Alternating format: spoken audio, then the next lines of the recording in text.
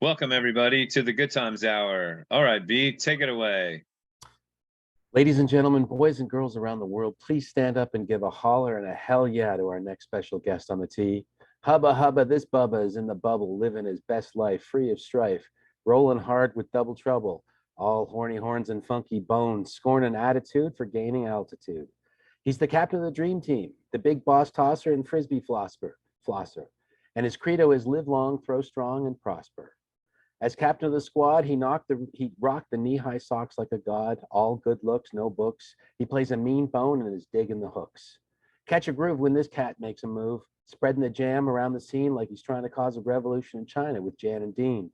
Built to play frisbee, he got the mechanics. Always something to say, but crazy never panics. Ladies and gentlemen, next on the tee, from the city of fountains and flat mountains, a king among princes, Crazy John Brooks.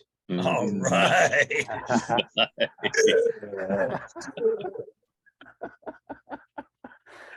Boy, you guys, that's a bucket full for a pant load. Thanks, Polly. There you go, Thanks. man. How are you tonight, Craig? I'm good. I'm glad to be around. Started off with waking up. That was a good one. Right? Not just now, but this morning, earlier. No, that's a good way to start the day for sure. Yeah. To start the day. Thanks for the invitation, Polly. Boy, that is something. When you're hung with quite a tongue. I like that. Thank you.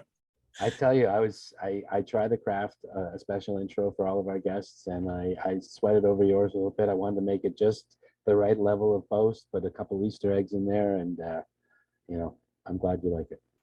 Well, it's a big. That was a mic drop. You are officially the artisan of articulation, my friend. Nah, that's a good one. I always call him a wordsmith, and he definitely digs deep. So too hard to spell, though. Right on, man. All right, so Craze, I'm going to give a rundown with the framework for tonight. So everybody, if you don't know it, we're talking to Crazy John Brooks this evening. We're going to go through the origin story and his PDGA number, freestyle, the captain of the Bud Light Dream Team, Japan, disc golf in Japan, and just life generally speaking. Also, disc golf in Europe, being one of the early guys to have toured Europe. And then we're going to talk about the water jug and 4 discs, or 5 sometimes.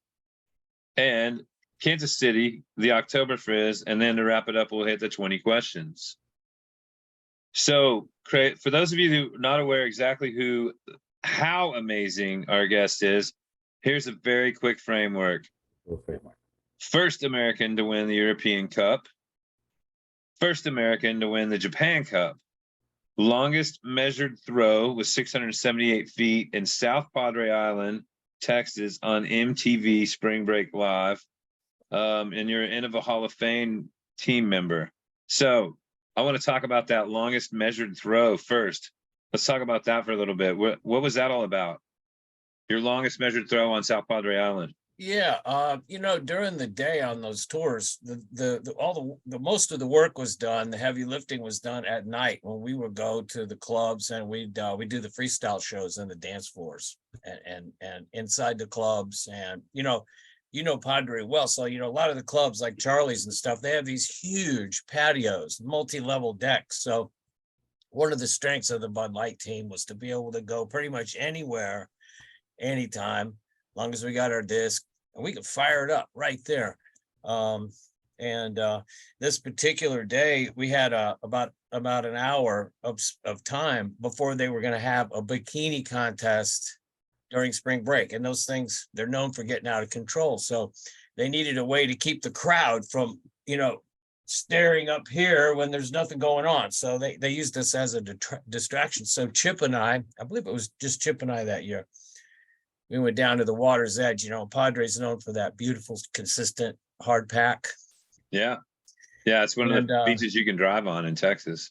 Yeah, this was 85, I think. So the Phoenix, I was still in the Phoenix for those demos. Nice. And I shouldn't have been, but still no report of any incident. But anyway, we the cameras with MTV just had all kinds of cameras down there back then. Nowadays, a lot of it is remote, and And they've got some big show sets that they roll in now, but back then they used to just float around the place. So we did a little freestyle jam right there. It just got mobbed. And then somebody said, "Hey man, how far can you throw it?" So, it's on now, buddy. So, we'll give me some space here and I'll back up a little bit. And then next to, I believe it was the Sheraton, there's a huge empty, or it was the Bridgestone, there's a huge empty lot, at least a football field's length before the next property. And there was a big pool set. So we just, we had a couple minutes and, it was a nice breeze onshore. It was a helper off the left. So I just started popping. We're barefoot too. That was the deal. I'm just trying to put it up in the wind, and one of them got a hold of one of them. But Nice. it left, and that was with the lid too, right? That wasn't with the, or was it a Phoenix? A Phoenix, all right. But that's the same kind of thing. You got to get that up in the wind and get it to ride, right? It's a lucky shot, yeah. And but anyway, yeah, and it rode it out nice. And we had the camera people kind of pitched in because we were all kind of amazed because it did kind of go out of sight. And then we found it. A couple of the guys took off looking for it. And yeah, we found it and they walked it off. So, we don't have a laser measurement or anything, but these are some big ass steps, 226 of them is what the guy said. So, Wow. yeah, it was just, that was a good day. Oh, so we get over there and find the disc. We had to get inside this pool fence and there's all kinds of activity going. And we just happened to come in during one of these big afternoon DJ dance sessions, and they were doing this. That was the time. It was, oh, Jungle Love. Oh yeah, that okay. one? Yeah, and then so I just kind of hopped in, did this thing, man, grabbed my disc, and then kind of like And shimmied on danced out. your way in and shimmied danced your way right, out. Paul? That's right. Right So- on. Did you do this? Oh, on your way out? believe it. That's me. It's the time, and I, yeah, big time. Craze, yeah, sure. Craze fits right in. Craze is like a chameleon, a big chameleon. Wow. So speaking of chameleons, you've got at least 3 Disc Golf Hall of Fames to your credit, or excuse me, Disc Hall of Fames. 2 of them are disc golf, one of them's Frisbee. The World Disc Golf Hall of Fame class of 2009, the Missouri Disc Golf Hall of Fame class of 2018, the Freestyle Players Association Hall of Fame, and it doesn't have a date for that, but that's pretty impressive. 3 different ones. Year, class of 2020, I believe it is, and then 2020. Our ceremony wasn't until last year. We had to do the COVID dance. Okay. I just want to point out, I'd mentioned this to Mace while you had gone off camera, but both the PDJ/World Hall of Fame and the Missouri State Hall of Fame, you went in the same class with Lynn now not so Warren. What do we call her? Consuela. Yes. What are we gonna call? What do we agree we're gonna call her? Well, we're gonna call her Lenny for now. Okay, Lenny. All right. Yeah, You and Lenny. I think that's cool. That's Yes, We're inducted into 2 separate. That's really cool. I mean, Yeah. Right. Again, that's the World Disc Golf Hall of Fame, just recently rebranded as the World Disc Golf Hall of Fame. And then Missouri Disc Golf has a group now. It's a good solid group. I know John Chapman just got moved into the executor on that one. So that's fun. Thanks to Rick Rostein for getting that whole bit of initial organization too. A lot of states are coming up with those groups. We encourage everybody to do that too. But it does have to have a protocol and a process. Don't forget, just don't have a party and give out some plaques. So right. Somebody was saying the other day that I think there's 36 states now or something that have Hall of Fames. Wow. Who was it? Heck, I got a Hall of Fame here at the Gravity Shack, Brian. Dude, are you kidding me? That is a Hall of Fame. That thing's a museum. No, I mean, we got people. I'm just saying. Oh, well, that Hall too. of Fame at your house too. Well, right on. So another one of your great accolades, or another credit, I guess is a better way of putting it. You got 4 times the FPA World Freestyle Championship. And so I don't really know what to ask you about that, but tell me what tell me about that and what that means to you. I mean, that's pretty amazing. Is it 4 FPAs? That's what Paul told me. I think we've got. And Paul's my head researcher. Yeah. I got that stuff, but I know you won the open pairs in '87 with Joey and Oakland, and at the same year you won with co-op with Joey and Chipper. Yeah, right. Minneapolis. Oh Um, my God, what a trip that was. Nice. And then you won the '85 World Open Pairs. Yeah. I didn't note who that was, but We got FPA. Yeah. We got yeah. So there's some, yes, obviously once I hooked up with Chipper and then Joey, I mean, really started. I mean, it was a blast with Hal and Neil and Kim, you know, and being able to play with those guys, incredible athletes and gymnasts and just, you know, great sports people, conditioned athletes, which I'm not really. But yeah, you know, winning freestyle, it's not really much it's a little bit different in golf where it's not so much effort is spent on the score and the personal element of that because it's a solo sport. With freestyle, it's a team sport. Yeah, so there's a bit of a different planet you have to occupy being a team. So it can't be about one person. It has to be about everybody, right? No I in team. But just want to show there's a little difficulty when you spend so much time around someone or some people, you know, it really like the great example is the Coloradicals. And you can go back before then a little bit, Velasquez and some of the other touring teams that really spent a lot of time with each other, just everywhere, every day, every minute, and either playing, working, or sleeping. But you know, that team mentality you have to maintain. It's pretty fun. It's pretty exciting, man. And I do generally say that it is on the opposite end of the demand scale. As far as the disc golf, I do consider freestyle to be completely at the opposite farthest end of the scale. So, you know, it's a compliment. I was lucky to do well. But man, I also tried and I practiced and I cared a lot. You know, I wanted to be the best Ribsy player in the world for sure. Well, look at that promise I made to Ace Mason, as a matter of fact. Nice. Look at that extension though on this photo with the three of you guys. You tell me you're not a natural athlete. Look at that reach. You look like you're ready to go full flamingo right there.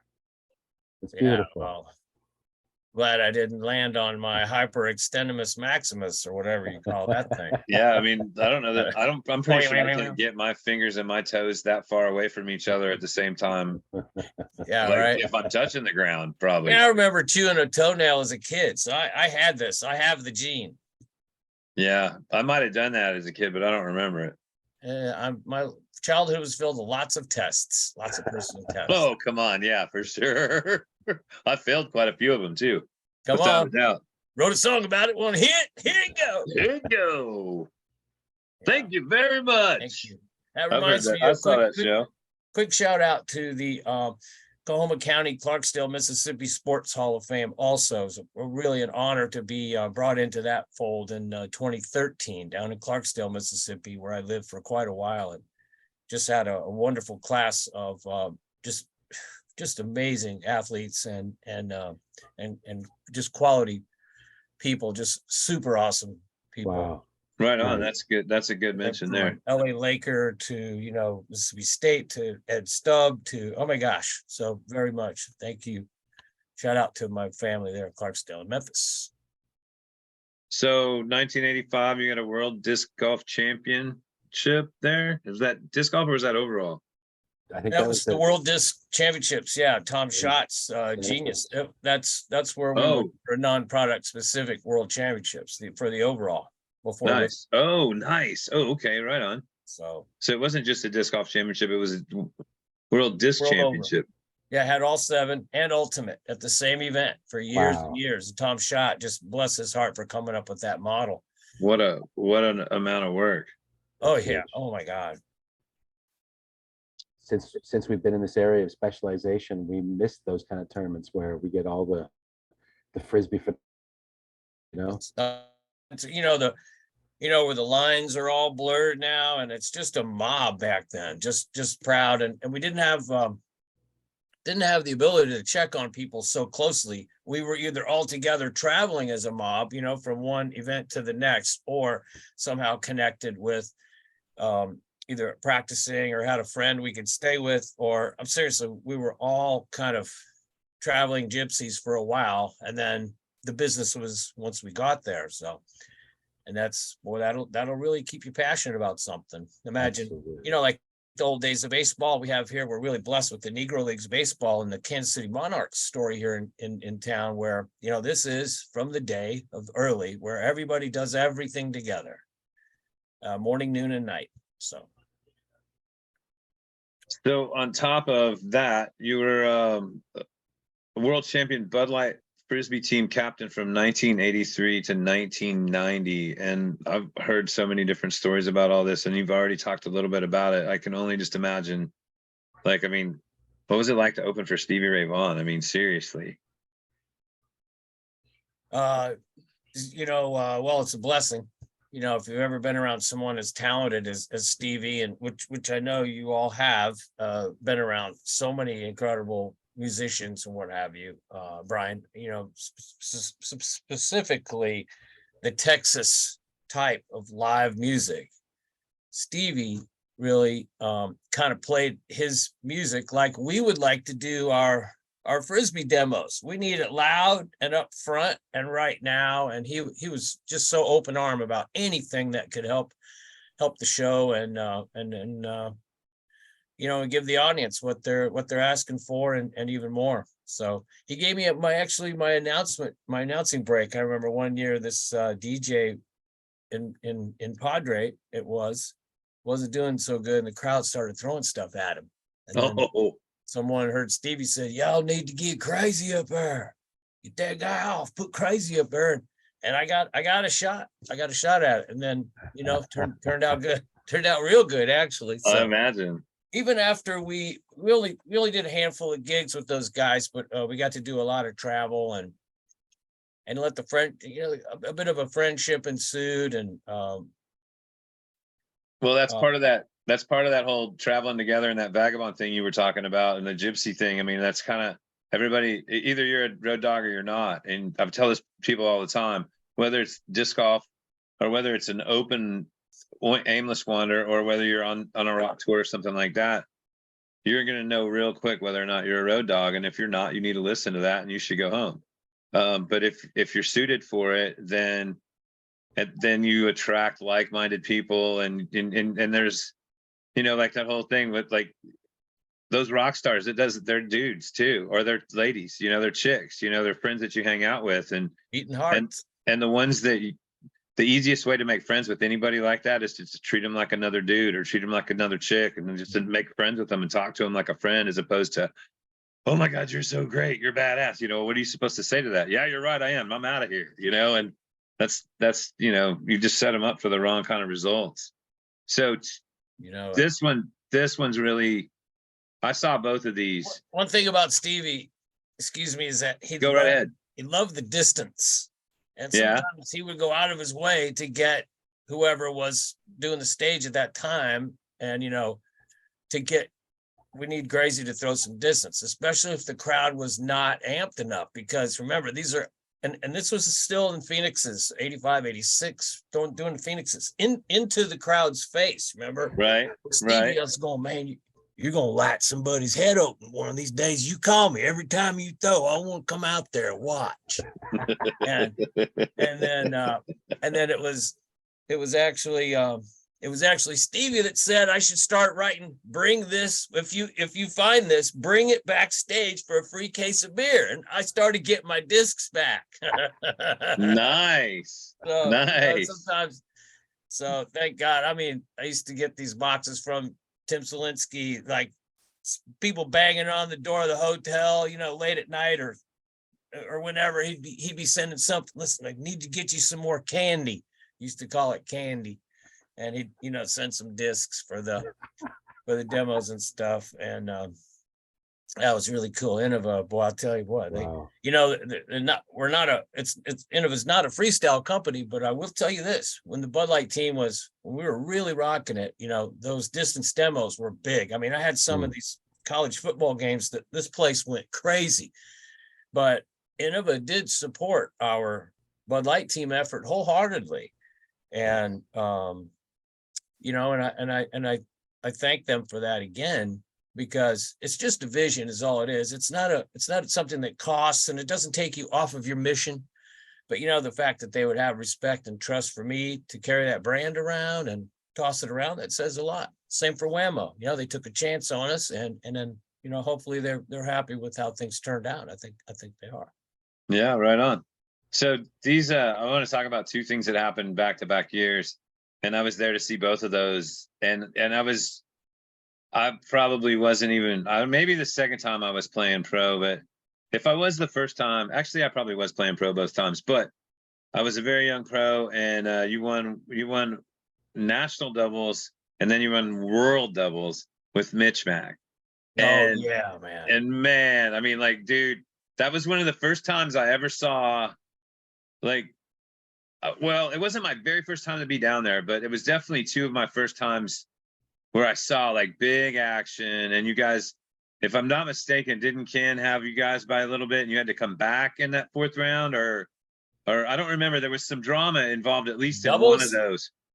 Doubles, yeah, worlds, 2 rounds, one day. Yes, Circle 2 rounds, R one day at Round Rock. Circle R the worlds was Circle R and Ponderosa in one day. That was in Port Arthur for the worlds.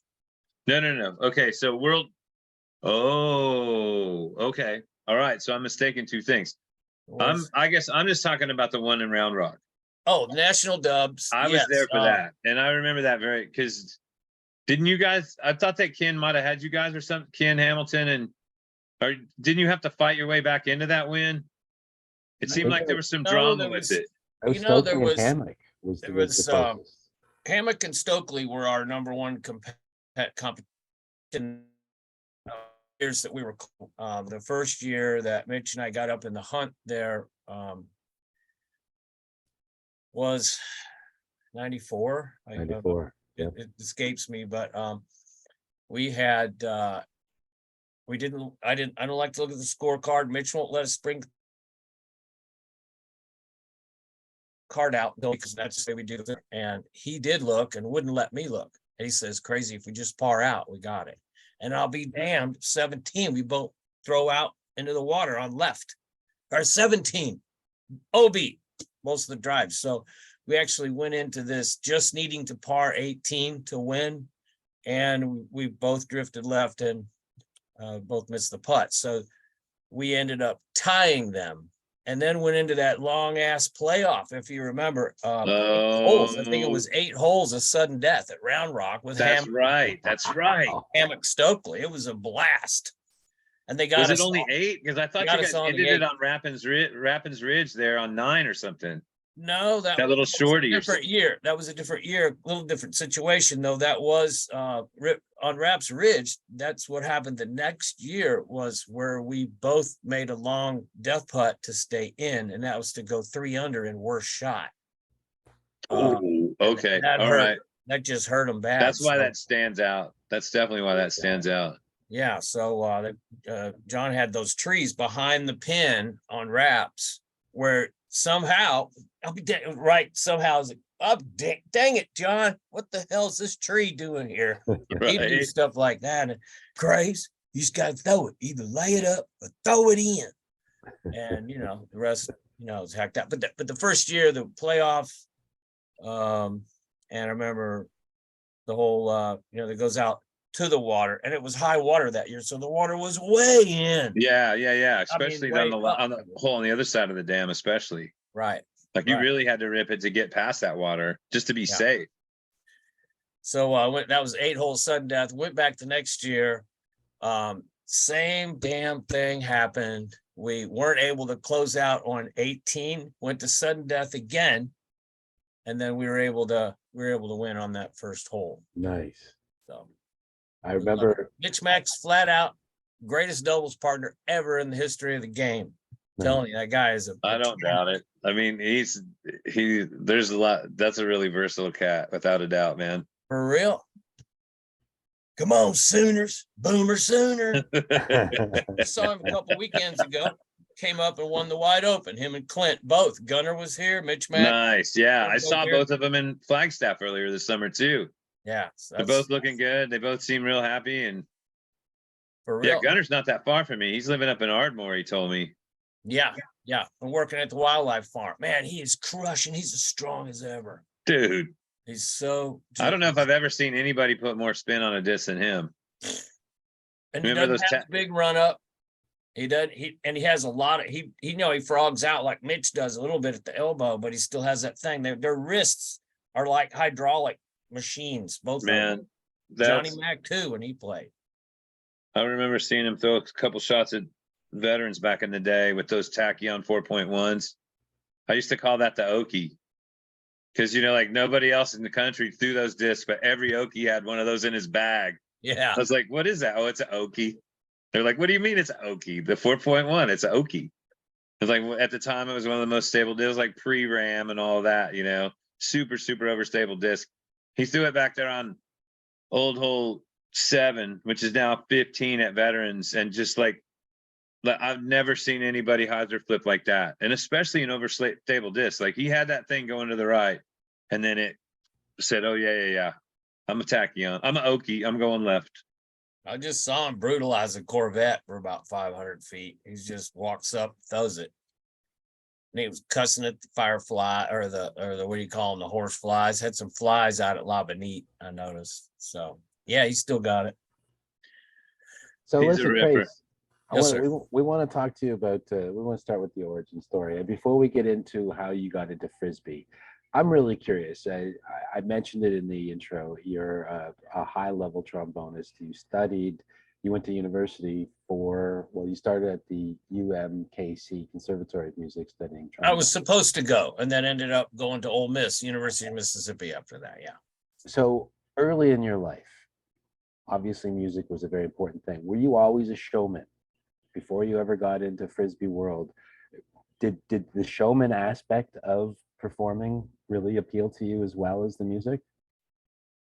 It's a great question. No one's really asked from that angle, so I appreciate that. I'll tell you a little something. My mother, Karen, it was just an absolutely incredible pianist. And that was her thing for a while. And either through some side hustle or being able to just help out here, or she'd play at church once in a while. But that was our entertainment every night. She bought me a little drum set, I remember, and I could work up our little sticks. And I'm working out a Beatles number and I'm hacking out on the piano. But we just both just kind of occupied the music room. I remember, early on, my mom would be playing, and you could hear. And I'm page boy, so I got to come in and page turn once in a while, or she'd say, "Honey, get your mom another champagne," and she'd be playing. I'd even look, "Honey, grab your mom a cigarette," and I'm like, "Okay." And so it was just so fun. Our whole house was just ringing with music, and she was also a phone operator. Really? Grandfather was a real top-notch man with AT&T in that year. Spent 51 years with AT&T, as a matter of fact. Used to be the man for the Southeastern United States. That's huge. 51 years. Yes, sir. So where in Mississippi were you raised? Did you say outside of Memphis? Most of it was in Jackson, Mississippi. Oh, right on. Went to elementary and junior high, and then moved. Mom married Lawrence, my stepfather's amazing man, in Clarksdale, Mississippi, and we moved up to Clarksdale. My brother, my sister Beth Ann, my brother Larry were born then, and we kept, we're growing up, and then I ended up going to high school in Kansas City, went back down to Ole Miss for college. Okay. And so just for myself, I know looking at your LinkedIn, you talk about all the different types of music that you're into, that you love to play. Mm-hmm. But who were some of your early musical heroes, and how did you drift into the trombone? Was there someone? Oh, shit. No, I started in the 8th grade. I didn't start any, no early young kid. No, I'm not nothing brilliant here at all. There was nobody that chose it. And I'm like, damn, I just raised my hand. Bam. So we need somebody to play this. It's the one that goes like this. I'm like, okay, whatever. It found you. Seriously. So and Paul, it would be that early influences. So I'm starting high school the next year. I'll tell you straight up, my biggest influence growing up was Maynard Ferguson and his big band. Nice. Mattress, Clark Terry, Kai Winding, J.J. Johnson, Peter Cetera, Phil Gray. I got our jazz band at Ole Miss got to open up for the Maynard Ferguson Big Band. They came and played at the Lyceum one year. Wow. Yeah, at Meek Hall, I believe it was called, our music building. And it just blew my mind. We got to do a little clinic, with each instructor did a clinic. It was just amazing. That was, that concert, that's in 1978. That night, I told everybody I knew, it's tonight. We're the concert. Come on. It was at the Fulton Chapel was where it was. And that was a big, nice musical sound. And I told everybody I knew, man, it's tonight. Come see the band. We're playing the Maynard. And this is why the music I've been cranking in my room that you tell me to turn down. Come see them. And we played the concert. I came home afterwards. Oh, no, I came home during the break. Then I'm going to, have a little smoky and then go back and watch Maynard's full concert because we were playing together before we go back. I realized my whole room had gotten robbed. My sterling silver King 3B got stolen, my horn, my stereo, about a half of never mind that, but all got stolen. So man. Oh, rude. Dang, rude. dang. Damn, dude. So anywho, but I didn't need all that. I needed more Maynard. So, and then still, I'm just, we all have our heroes and he's truly one of mine. That's awesome. So That's amazing. I find it interesting I find it an interesting parallel in the same way where you say the trombone kind of chose you. In the same way, there you are at Ole Miss, you're with the marching band, you're waiting to start the play, and you're on your practice field, and who else are on the practice field but, in your words, a couple of long hairs. Oh, yeah. And they're playing with the Frisbee, and you're right. You see them do a nail delay, and that's no nail delay, just hucking it, just having a heave on the practice field. So it was just the hucking it that changed your entire life. It was like dropping a stone into a calm pond, and the ripples went out forever. Paul, I mean, that sounds beautiful, and you're the artisan of articulation. I get it, but it was slightly different. Okay. How was it? I was just waiting for marching band to start, and I saw these, back then we'd call them hippies. So I saw these students having a true heave, long distance. And this was with a master too. And it's not easy to throw those far. And I just picked up, and I had played a couple days in high school. I played like a couple days freshman year. And then I had a friend, Chris Kloss, that moved into my high school my freshman year. And we played a few times, not again until senior year, one day. So I wasn't really a player. I just loved the action and apparently had a natural throw. Some of us, have a natural throw. And I'm going to tell you that Frisbee College, 78. What were we telling you? The concert. Oh yeah. So I'm not a Frisbee player. I'm watching these guys throw, and I just want to get in. And I stood in. I threw it a couple times, and they're going, "Whoa, nice throw!" And hey, come back tomorrow. So that was all. It was a no-brainer.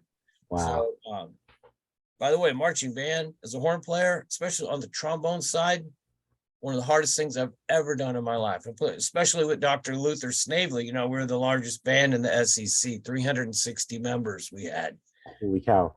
And it was just, it was magical. We really really looked out, man. It's great training, just like high school. Mr. George Alter, our director, the guy was an absolute mentor. And I didn't realize how much he cared for me and helped me in that scholarship process too. Your band directors need to chime in at some point. So again, I'm a good example of a very lucky existence. I may be the luckiest person you'll ever meet, and it has been with the help of some extraordinary people. And you got to be good to gratify that way. You got to be good to be lucky, but also there's special angels who are looking out for you for sure. They sure are. So thank you. just to transition finally, I mean, obviously, frisbee was in the zeitgeist in the 70s. Everybody knew what frisbee was. But when you start Yeah. to see the things you can do with it, and then you Okay. hear about the North American series, and you're like, Okay. wait a minute. Okay. Now hold on. You hit a good Oh. point there. Now at the Ole Miss, the guy there on campus was named Steve Kelly. And he was organizing the very first club at University of Mississippi. We used to meet over on the band field, and we go over at the round and play in the middle of the campus. There we have a beautiful round at Oxford. And he would take us over there and we played to some trees, what have you. But what he did is he also, while I was there, organized the very first Fribsy event in Mississippi. It was the Magnolia State Flying Disc Festival. And that is where, and this is where I get this is my moment. This was my implosion moment. He hooked up with the Copper Tone Fribsy fly-in, and we get Tom Monroe and Tex Wingo to come and blow our mind. Now they're spinning on their finger, and I basically died and came back to life in one afternoon. And I can't even believe it. I want to be like that. I want that. And I got to throw for Steve. He wasn't entered. He didn't. It was singles freestyle. That's how old it was. That's how long ago it was. Wow. Singles. So yeah, so I didn't have the $5 to enter, so I threw for Steve, and he won like the public side of the tournament. Whatever the Copper Tone guys did, they would hold these contests. Nice. Just like Tom Ingle set up here in Kansas City for us. In 78, the same year where I met Hal Baby Kurz. But that's when my mind was my head was chopped off, fell on the ground, and then I picked it up and sewed it back on, and I was a frisbee player after that. A successful reanimation for the ages. Oh, those guys are incredible. Tom Monroe, shout out. Tex Wingo. That's He's for Waco. It's an interesting connection between you and Levon, because Tom Monroe is the guy who he's the catalyst for both of you guys. He's as it were, he initiated you both into the secret arts. That's pretty amazing. Here's two trees that Tom Monroe planted. Yeah, small planet, big trees. Yeah, for sure. Hope Tom's doing good with his health too. He's so humble. When I read his words there to us, I remember that Tom is such a good listener. He'll just stand there, and when he speaks, comes out like music. You remember him and Cynthia Allen would come down to do the Frisbee South shows. They came to Kansas City. That's one of the things that Tom Ingalls set up to help us here in town to start out Kansas City's existence. But performers, if they don't listen, then they're only performers. If they listen and engage and stay after and answer some questions, then they truly become, like Paul says, they truly become, what's the word you use? Prolific, or which? I can't remember now myself. I'm sorry. They're angels, literally. Really are, man. It's okay to be inspired. It's okay to have somebody that you feel is greater than you. So yeah, shout out to those guys. That's awesome. Right on. So let's talk about your PDJ number. Nope. Next question. Right? Never mind. 2022 is your number. We talked a little bit about this already, and I think you're going to be one of our few guests that doesn't really have a story of I could have, I should have. You're like, I got the number I got. Do you remember what prompted you to get it? What prompted me to get it? Yeah. Was it a particular event, or was it in preparation for like one of the World Championship or anything like that? Or it was at the first, it was at the first World Championships at Whittier. Nice. A couple of folding tables, Tim Selinsky and who else was helping? Rob, I think. Rob Wilson, maybe. Probably. Dave was there. Who else was a helper back then? Maybe Dick. Working, honestly, we're in line playing the World Championship. So we sign up. That was in June or July in 82.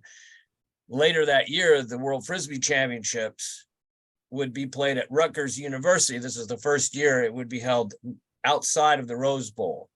Okay. and Oh, UC okay. Irvine. So that transition was taking place in 82. And then Whammo was also making some big moves there. So they had created this university environment. You remember the Bill Wright events, the Wright Life events that would happen at CSU, and how he would bring the dormitories. And I mean, that was the shit, dude. The dormitories, the cafeterias, and he pulled the whole town in. I mean, that was the original model. Like there's like Santa Cruz, there's Boulder, and there's Fort Collins, and back then where the whole city got in on things. Wow. Yeah. See, and I'm mission drift, but We were talking about your PDGA number. yeah, PDJ. So we're in line at the Worlds. We play the tournament, and then later that year, the WFC is at Rutgers. So what happened was we have to go up into one of the dormitories where we're staying, and Steady and Ken had set up a whole his nephew, they'd set up a whole embossing machine inside their dormitory room. Really? And there was like all kinds of beer cans all over the floor and everything, and you can hear them yelling. The lines went around the whole hallway, this total square dormitory layout where you can walk around the whole thing. That floor plus the floor below, fully stoked. People in the stairways and up. The line was 2 floors working, screwing upwards. And you would show up, you got your name, you show them your ID, and then and he lines up the letters, the little letter sets in there, and does that little pressing with the gold ink. And then you Put get your your name on membership it. discs right there, and he give you like the I think we got like a 50 and a 40, and 50 and a 40 mold midnight flyer, and and then that's when I found out what my number was. You didn't get a number when you sign up at the Worlds. We got it a couple months later when we actually got our thing. And it was just where I showed up in the paper in the line of the dormitory at Rutgers. That's the only story I got. But I mean, it is the coolest number ever. 2022 is good. That's Mike nice. Willie Williams. Mike Willie Williams is really close. I got Johnny Matt Clint McClellan, I think, is like 2 off of me. And there's a little pocket of people like Oklahoma and somebody else, but I think it's kind of funny. If there is a story, it's like how close your number is with somebody else. It means something. You were doing something with that person that day where you got bunched up next to him. So, well, when we interviewed Tavish a couple of weeks ago, we noticed that a lot of her friends, including her dad, they all got 25, like 25, 25, 26, 27, 28, 29, 30. 25. I'll tell you. Field. Yeah, Duffy Cardoff. Go ahead, buddy. Oh, that's cool. No, but I mean, like, I just noticed, I was like going, well, maybe that was all from maybe the first Wide Open. Like they were all similar situation. They were all just at that same event. Yeah. And that's where they all got their numbers from. Because that is true. That happened quite a lot. You'll see those parallels throughout for sure. Well, that's really cool because, like there's, like I was telling you on the phone, and we're going to talk to George Sabenfield and Captain Snap, Mike Conger, in a couple of weeks at USDGC. And Conger told me the same thing. Like, I could have been, if I had, and like, there's just so many people that have that story. If I'd have got it when my friends got it, I've heard 2 stories already of I didn't have the money and Ed wouldn't float me. Captain Snap's one of them. And then Levon was the other one, And Hal Baby Kurz had 2 numbers for quite a while. Right. Yeah. He had a low and he had like a not so low, so which one he gave up. And that's cool. I like what you're fishing for there, because Stokely told us a story about how John Kirkland told him that Kirkland could have had number 4, but he just didn't have the money at the time and said he had to settle for 100. Who told you that? Stokely was telling us that story. So I want to talk about freestyle. That's obviously kind of certainly a major component of your life, your Frisbee life, but especially the early part. And I mean, for me, freestyle, before we get into it, first of all, there's a freestyle community here in Toronto, and they've been trying to do some good stuff, resurrecting the freestyle scene. There was a Polish top-level freestyler in Toronto just over the weekend. what was their name? Anka Radwanska. Anka Redzwanska. And Yeah, so she's Anka, amazing. She's probably going to be our new greatest woman player ever. She's on the So- road to the top, straight to the top. Totally all in, 110% all in. so I want to show you, first of all, Anka met my friend here, and Mhm. I want to show you this video. This is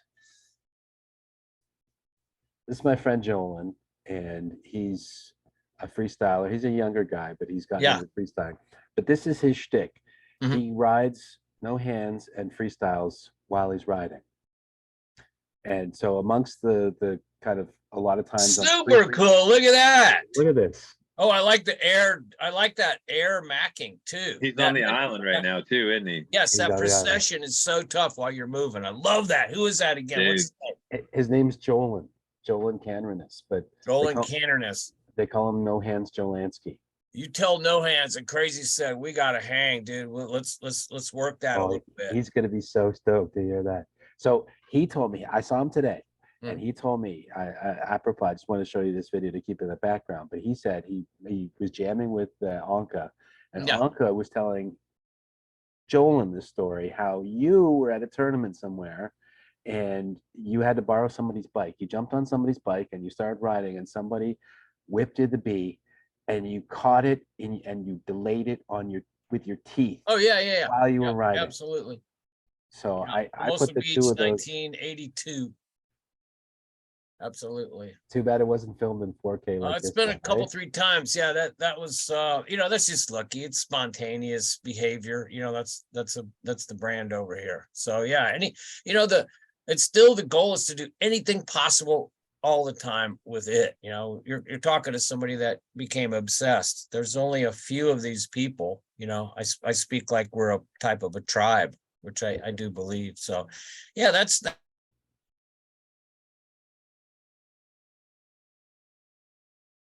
Uh-oh. Uh-oh. It is crazy. Well, we can wait to get him back. For sure. That's so that's his famous thing is this riding with no hands and freestyle. He's got another, oh, I should have had that catch on there. He's got one where he does a guidus on the bike, and it's sick. I think I saw that. I think I just saw him do that. Yeah, I'm just gonna keep doing this. Well, hopefully we can get Crazy back. Yeah, we'll get him back here in a second. Oh, There he is. Yes. Hey, I might need to buy some more minutes for my internet plan, guys. Let me get on the phone with T-Mobile. Right? Just Yep. give you $1 so okay. So freestyle, So yes, obviously. Anka, and by the way, let's keep an eye on Anka. Also, I would love for disc golfers to keep their eyes open a little more on the freestyle side because it is very entertaining. And if you think you're good at managing a golf disc around, imagine something that is almost twice the surface and twice the height, and to do all the maneuvering plus the body. So, I mean, a 360 to a disc golfer is quite a feat to do it accurately and effectively. Freestylers do those in 3 package, those, I mean, I'm saying, so there is some continuity here, and it does come through obsession. And if you want to do something, you'll find a way to do it if you love it that much. So kudos to all the disc players that want to raise their own game. No matter what anybody thinks, if you're having fun, you're doing good things with your time, man. We've talked to a bunch of players who already on guests on the show who have come from back in the day where they're freestyle, but also we've talked to some people who've picked up freestyle later in their career, like Juliana. She's kind of mastered freestyle. Well, not mastered, but she's taught herself how to freestyle during the COVID lockdowns. And it just goes to show you that you can't say to yourself, I'm too old now to learn. If you still have that fundamental joy of like you say, you saw the nail delay and it was like someone chopped you up, put you back into pieces and restarted you. We all had that kind of shock of recognition when we see those kind of moves.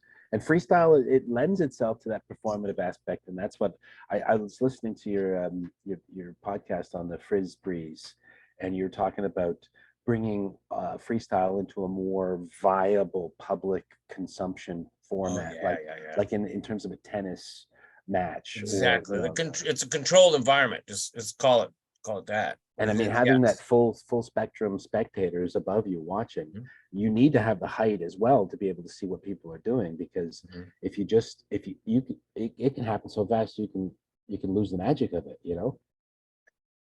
Well, if you're talking about the same model, the thing I did with Stork, the thing I presented to Stork a few years back, that was also freestyle, guts, and double discord on the same venue, same surface, same event, same time slot. It's all choreographed. That's what a lot of, I don't get it. I wish people cared more about the choreography of things rather than the size of their logo up on the freaking sign and how many times we show your logo on the sky. I wish you'd be more concerned with the material, but I'm just a perfectionist. And that's how you get to do things like Bud Light and stuff like that. And Hero Kobo and Altere and Hero Disc. It's gotta be different. Well, let's So talk about that. Let's talk about how you got into the Bud Light. And I know that you said that it was Dean Stranger. Was that who got you? Strandberg? David Strandberg. Dave Strandberg, who got Yes, you he's the onto one the team that first. conceptualized the whole thing, that brought some reality to things when he got, he was just absolutely pivotal for the whole sport too, my friends. Were you the David first? Strandberg. Were you the first captain of the team? No. It originally had a separate roster, but real quick about Dave Strandberg. So Dave was a disc jockey, an overnight disc jockey at KBEQ. It's what we used to station in Kansas City called KBEQ Q104 Super Q. So back in 80, 81, 82, we had become friends. I called in like late at night. Hey man, can you play this? Frisbee players. He's like, wow, that sounds cool. Well, anyway, somehow we got to become friends, and then he and Hal met, and they really struck a great friendship. And we actually did some fun things, fellowship stuff away from all that, and it did get quite fun. And Dave is just he's a good guy, but he ended up getting this job in Chicago for Needham, Harper, and Steers. And it was through Anheuser-Busch and the launching of their brand Budweiser Light. And David got the job to be the account executive at Needham, Harbor, and Steers for the launch of Budweiser Light and all that stuff. I mean, dream job. So one of the first things he says, okay, if that's the case, then I need you to check out my guys. So he set up this incredible audition at the Uptown Theater of all places in Kansas City. It's this magical indoor paradise of a live performance theater, which I've been going to since I was 10, Sure. And he set it up, and we did. He brought Anheuser-Busch people came out from St. Louis, they're up in their numbers, and they got the ties and stuff in the center row, and we ended up we did 2 slots. We opened up did our freestyle routine, about a 5-minute deal, 3-minute and a 5-minute, I think it was. And we opened up for Pure Prairie League. And nice. then, we had a little, David came back and said, okay, now listen, we're gonna do this stuff. And Neil, you need to can you loose the shirt? He was just all kinds of ideas, guys, and stuff. And David's, and then Pure Prairie League, and then Asleep at the Wheel. And that was another, it's really cool audience. And they were definitely liking the Frisbee. We could tell, but we didn't know how we do. We're asking. So it was just kids in a candy store, and they ended up going for it. It was great. It was no hesitation at all, the way David tells the story. So it was on. Like we signed contracts just a month later. I think it was June 6th, 1982. We signed our Anheuser-Busch contracts for the first time. Right. And were you made captain right away? Oh, so the captain of the original roster is Hal Baby Kurz, Neil Adams. Hal's girlfriend at the time was Kim Sharp, at Kansas City, and myself. So first thing we did was we had to move to Dallas. He's had so much stuff going, but what really helped things get off the ground was, no offense, Kim ends up getting hired by the Betty Ford modeling agency, and they fly her off to Milan. So she has to go do her thing. So that kind of left us. And now we've got Hal Baby's full attention. And Neil, you know, is an incredible athlete. And now we're really getting some business done here. And that's when we came up with that. There was one routine we did where it had like I'd be running around like a shark and everything. We do like, you know, Pac-Man and you know, I mean, we're just kids in a candy store, like I said. We did develop a pretty entertaining show. It was old school, but you know. Well, one of Like I the say. quotes that I got from you from one of the areas of research, and I think this is perfectly applies. Not a lot of rules, but a lot of fun. Yeah, for real. Yeah, creativity is the currency on this thing, man. Freestyle. It's still amazing right now. It's not the same type of, I want to say there's a lot of different things get done during that 5-minute time span now, but in the old days, what I remember appreciating was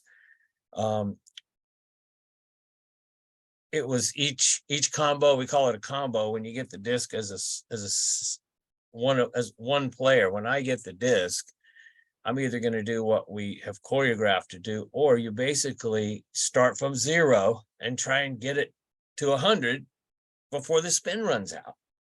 Every single time, do the most you can, the most moves, the best moves, the highest, everything, the most perfectest, and then either catch it or drop it and throw it back. And then you're like, I can't wait to do this again. Okay, and that's really the cycle you go through. It is so exciting. It's magical, man. That's amazing. Yeah. That's, as someone who can only nail delay and do a couple other tricks, that I got that just from being able to set myself and nail delay. It was just like, holy cow. Okay, I want to do that Not again. easy I want to do that either. again. Yes. I want to do that again. Yes. And you have it still. You can do it right now. Yep. All right, let's see Definitely. it. Let's see it. He's calling you No, out. I don't have a lid. Calling right you now. out, Mace, man. Get your delay on. I don't have a lid handy. I'm gonna duck out of that one. Have to go get you some nails and some crazy glue. That's for sure.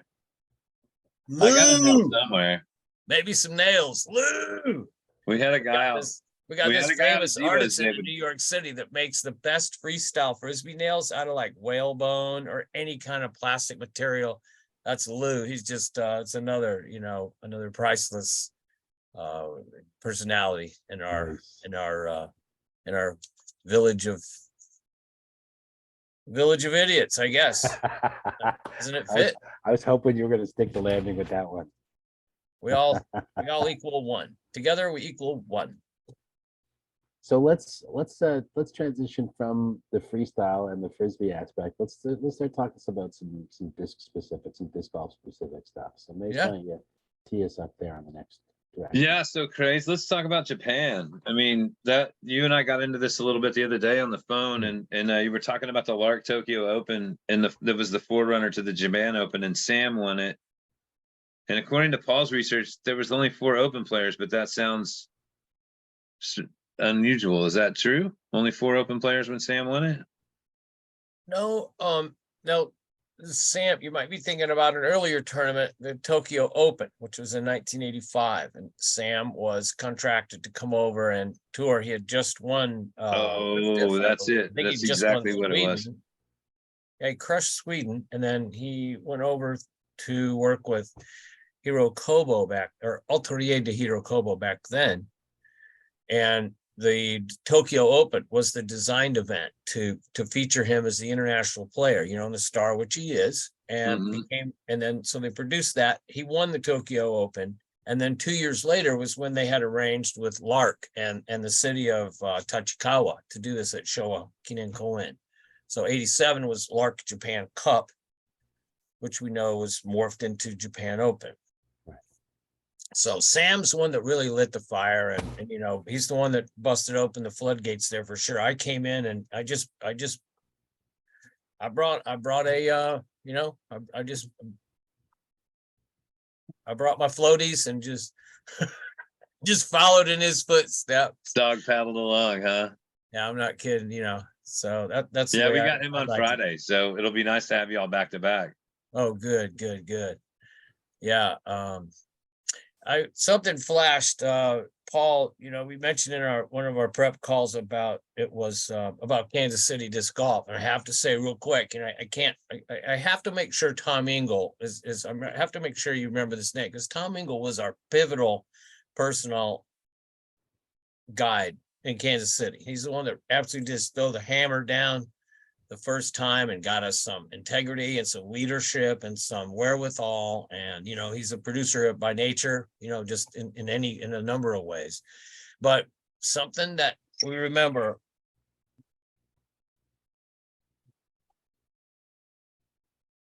What do you know? Clint McClellan. Hey, one of the first gems of Kansas City is the Gillum Park Golf Course. So this is a park, a beautiful sprawling park right in the middle of Old Town Kansas City. And Tom, we would have these Saturday mornings that we all meet down there at the South End, have a little talky talk and throw a little catchy catch, you know, and then we go play our golf. And we'd end up back at the field, and then we'd have some ultimate, and then we're freestyle a little bit, you know, and then you know, doing some fellowship after that. So, but that's actually a place where Tom Ingle and Ace Mason used to both go. And just as Frisbee players, and, you know, before things really took a form and a shape here and a bit of a direction in Kansas City, which Tom Ingle, he organized all of Kansas City's early days. And then once Ace was able to put a course in at Rosedale, kind of gave him his domain, so to speak. And then Tom Ingle was working so successfully with Casey Moe Parks and Rec, because Rosedale's in Kansas.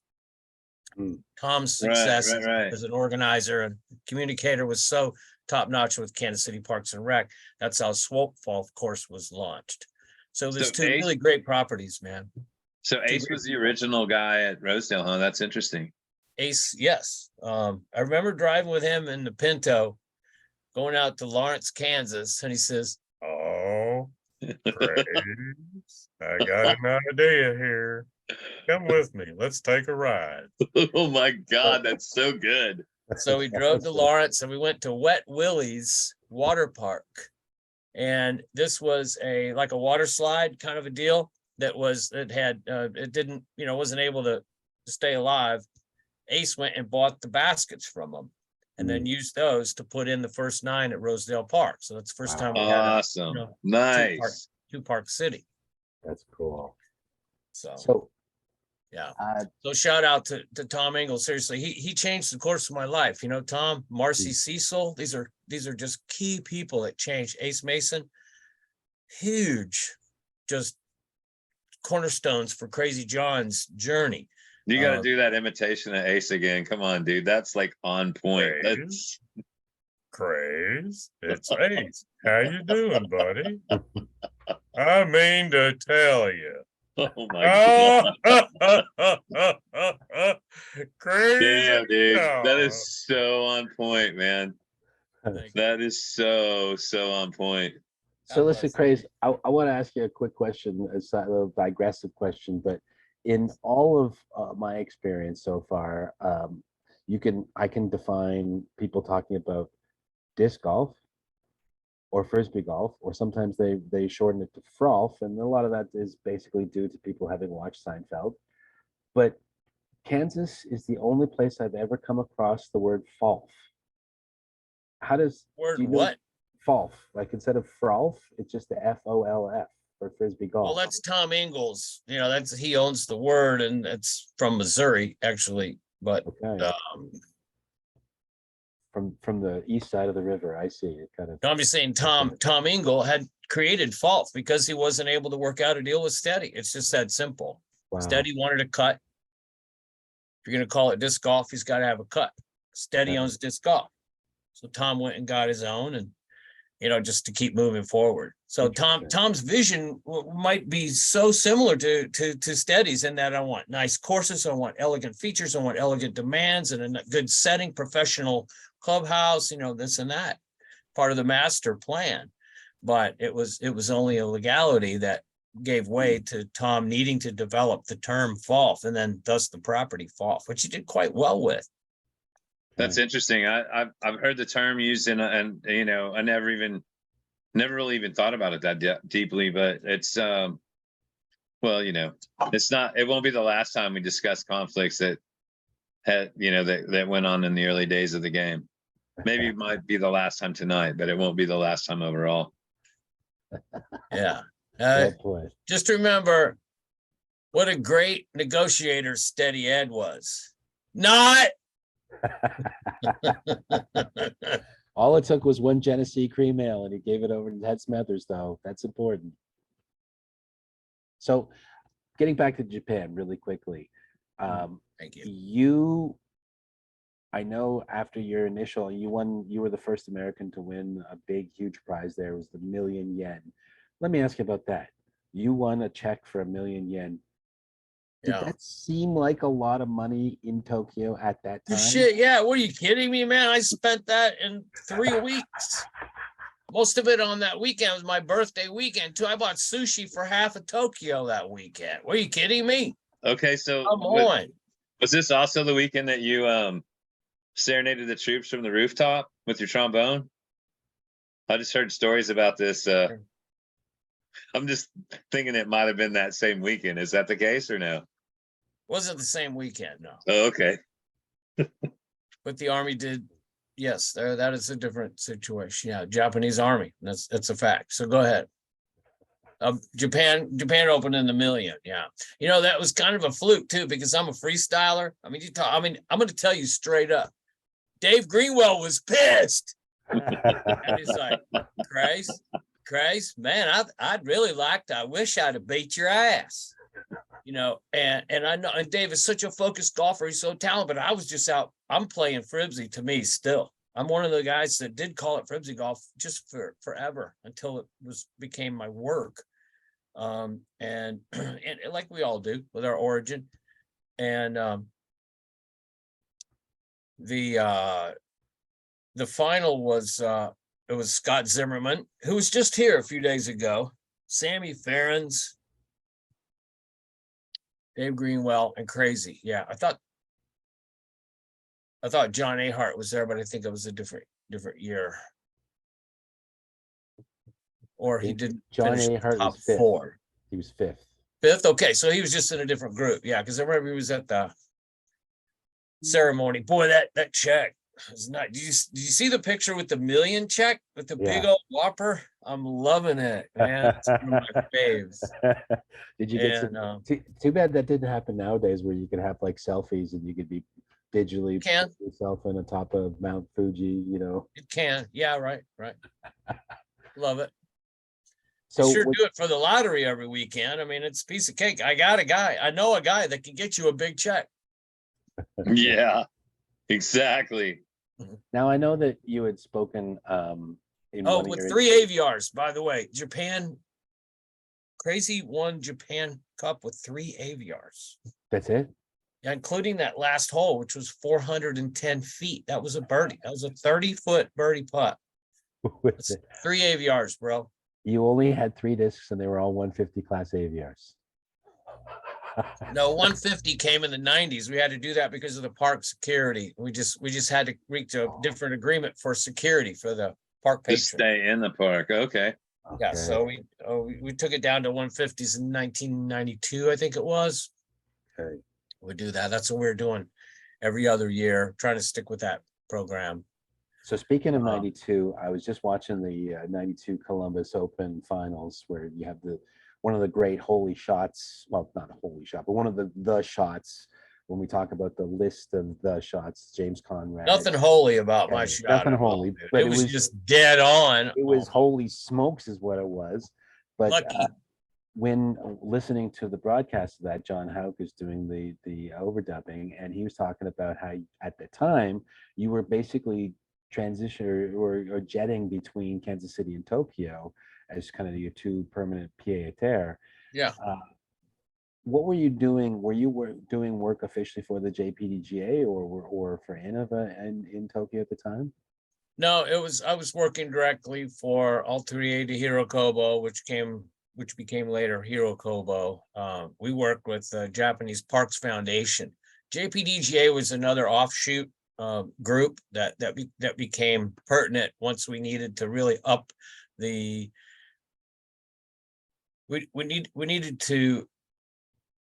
We really needed to bring up the platform of disc golf just across the board for the Japanese so that they could become familiar with everything across the board. So we couldn't just teach them a little bit of this, a little bit of that. Japanese are so, they have this wonderful, the Japanese have a wonderful way of embracing something that they care about. And then, like we were talking earlier about being obsessed or being passionate about something, the rest will just follow if you've made it your natural and, wise decision. And that's just something I learned from Japan, is to be all in or don't even open the door at all. So go all in and occupy that space and just thrive and, give everything you can. So that's all. The point that I started really going there a lot, a couple, 3 times a year, was when once they found out that I was pretty good with the demos, getting people, teaching kids. I work with anyone else. I love, working. I'm not just a freaking performer. I got a face for radio, so it's not like I got to make a bunch of interviews or something. And fun is definitely a currency for Crazy John. So I just think, Fribsy became this ideal vehicle, so I can not only enjoy Japan, but also, I also have so many friends in Japan, and Japan actually made me a better person even to this day. We were just there this year again, That's right. Yeah, man, I was really bummed that I missed that trip. That was really and that was one of the things that I wanted to jump in there and talk about, was when I got to go in 13 with the total, I think, was 13 of us. I was the only one not from Kansas, 14. Was it 14 of us? Yeah, that was epic. That was all, like Bruce 2014. Oh, it was 14. All right. So it's my brother and I and you and the Cashin brothers and Hal Baby and Jack and Deuce and Pete and Dan and man. James Wisby. Yeah, James McLaughlin. CD, didn't he go? I think he might have.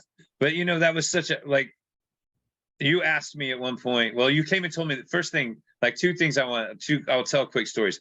One of them was, you told me about the way that people look at things in Japan. And the example was, everywhere you go in Japan, you see vending machines, and they have sodas and they have beer and they have cocktails in cans. And so you get into a conversation with somebody over there and you go, hey, well, how does this work with alcohol being sold out of the vending machines? And they're like, yes, but you can't drink unless you're 18. And I was like, well, but that doesn't work that way where I come from. And they're like, you don't understand. You can't drink until you're 18. And that was one of the points you made to me in the very beginning. I think you might have even told me that story on the plane. And, I came to realize that later at the end of the trip when we were in Tokyo, and what you told me was they give the respect to you that they expect you to show them. And I was like, wow, I've never really thought about it like that. I mean, in Japan, if you're set up for an ideal success, you just have to know what you're doing. And I'll tell you what, man, just be yourself. And that's a true test. Just be yourself and learn as you go. And now it's kind of a very unique experience. Without a doubt. I want to be there more. I wish I was Japanese. I would just do anything. I mean, I'm telling you, it's my favorite place in the world besides Ventura, California. Well, and then the other thing that you set up, you asked me at another point in that the very beginning of that trip, you said, what do you want to do? The honor system. Oh yeah, the honor system was exactly what I was getting at earlier. But the other thing you talked about, or you asked me about, what do you want to do?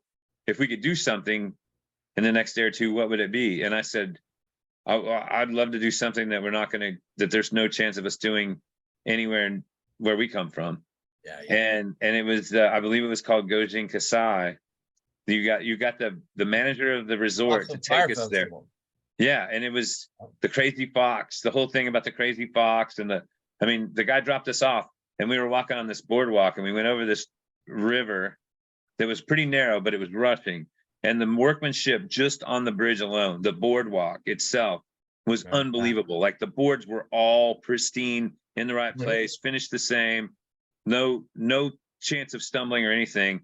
And you walk up this whole boardwalk, up this kind of like up between, it was basically a valley between these two mountains. And on the left, they had all these probably, I don't know, maybe 1,000 or more terracotta warriors. They were like 3 feet tall, and they were placed there for memorials or for good luck or for a variety of different reasons. And then on the right-hand side, where the people were kind of stacking up, they had that giant bonfire, and they were doing that and reenacting the whole Fox and Fire dance. Fox.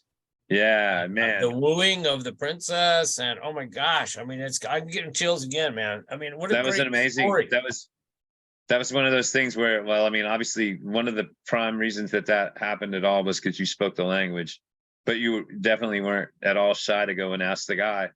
And the guy was like, yeah, sure, we can take you. We'll take the van. And like, we all loaded up, and like that was definitely one of the highlights of the trip for me, without a doubt. Well, it's nice you remember the story like that, but actually what I gave him was 3 autographed Ken Climo 12-time rocks, and he did the deal. He said he'd drive. So hey, Kenny Climo 3回も行きましょうみんな. So Crazy, I'm interested. I as the captain of the Bud Light Frisbee team, and I know that you were rolling out and you were doing a lot of, especially in the fall, you were doing a lot of colleges and whatnot. And your tour schedule, according to the PDGA, shows a minimal amount of tournaments. But were you also? Was there an overlap between your trips to Japan and your captaincy of the Bud Light Frisbee team, or was there like, okay, you finished with the Bud Light team and now? No, that's a good question, because there was a pause in the Japan Open timeline. If you see, after 87, we didn't have an event in 88. It was planned, but Emperor Showa passed away in 1988. So Japan just shut down most anything in any kind of a public event or anything that involves some international exchange, or, you know, didn't want to draw attention away from Emperor Showa's respect. So they bumped it to 89.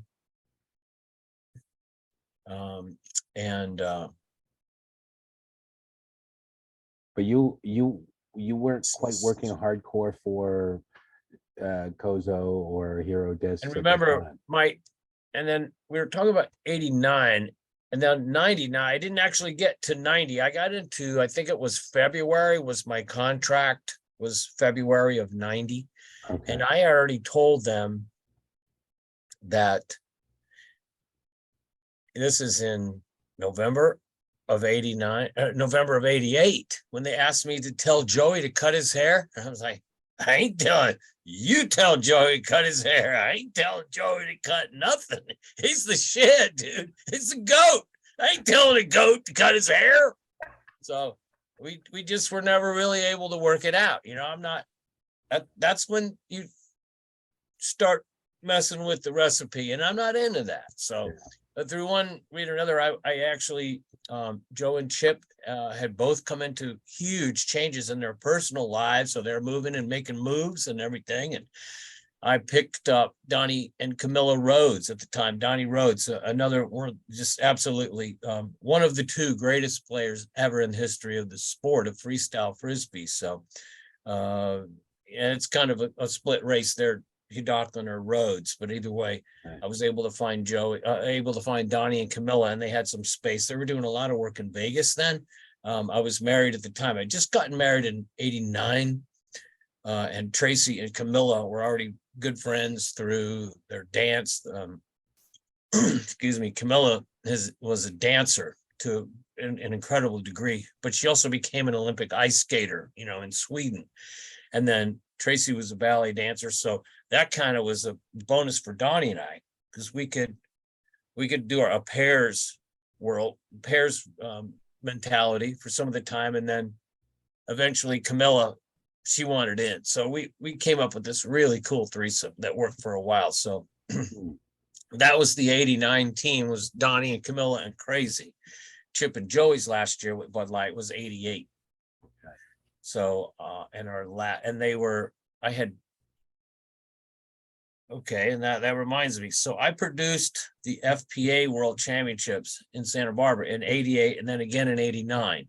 Wow. So one year I had Chip and Joey as partners, and the next year I had Donnie and Camilla.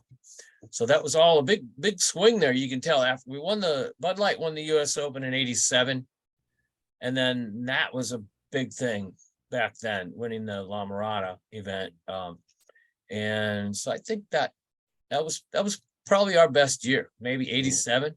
I think, did you say we won the pairs and co-op in 87?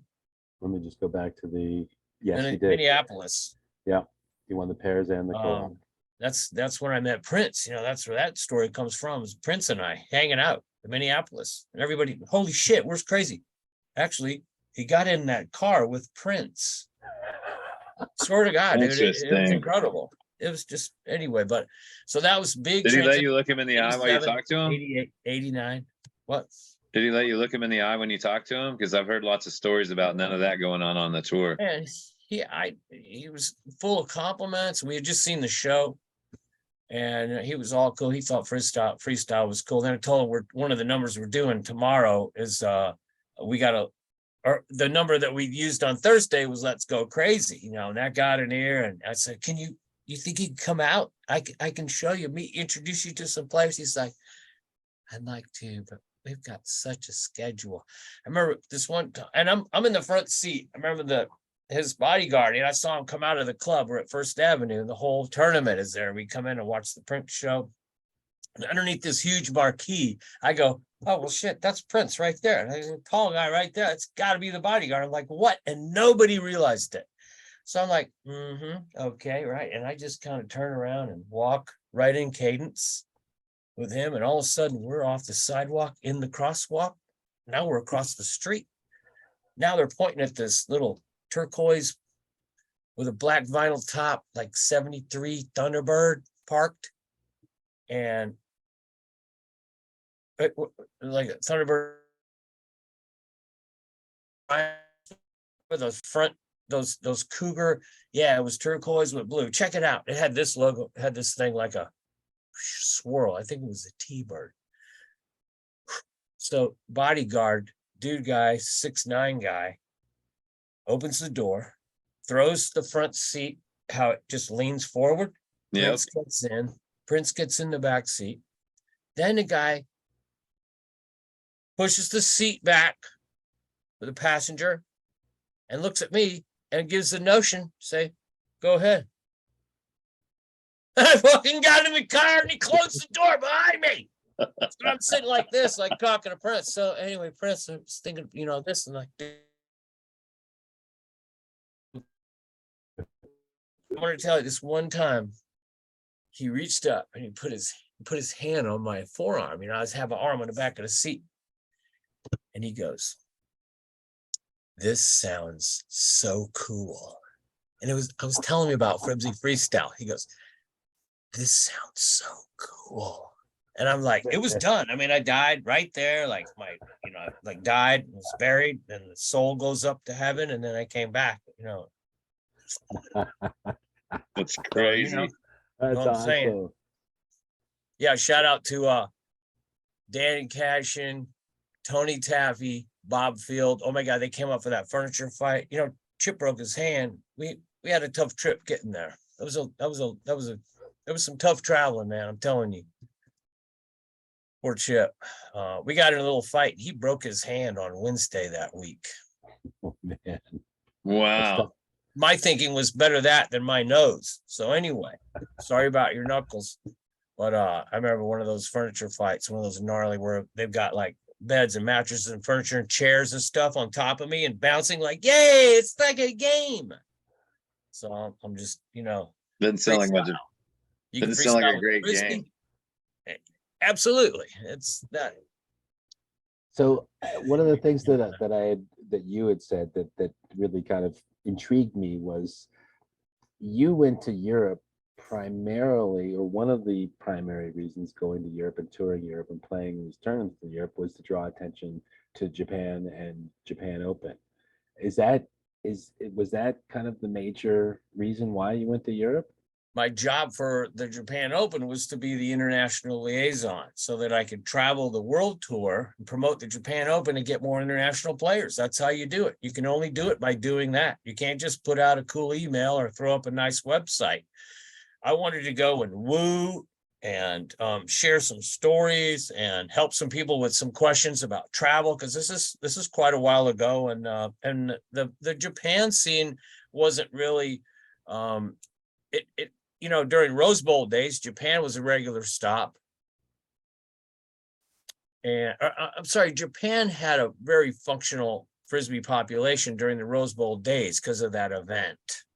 So kudos to Whammo for building that connection with Japan and harvesting, propagating those players. But then there was no event to go to after 81, at least no Rose Bowl. So it is that Japan, I don't think, had a direction, but it had a couple people that had some leadership skills and some event planning skills. So I think I got off your question. Well, I was just actually diverting us, sort of transitioning from Japan to Europe, but it's interesting that you. It was my job to promote the tournament. That's it. But you promoted it primarily through mainly winning in Europe, or at least coming second in these big events. Couldn't plan that. I was just lucky to win. Yeah, but I played hard. I mean, I worked So- at this stuff, man.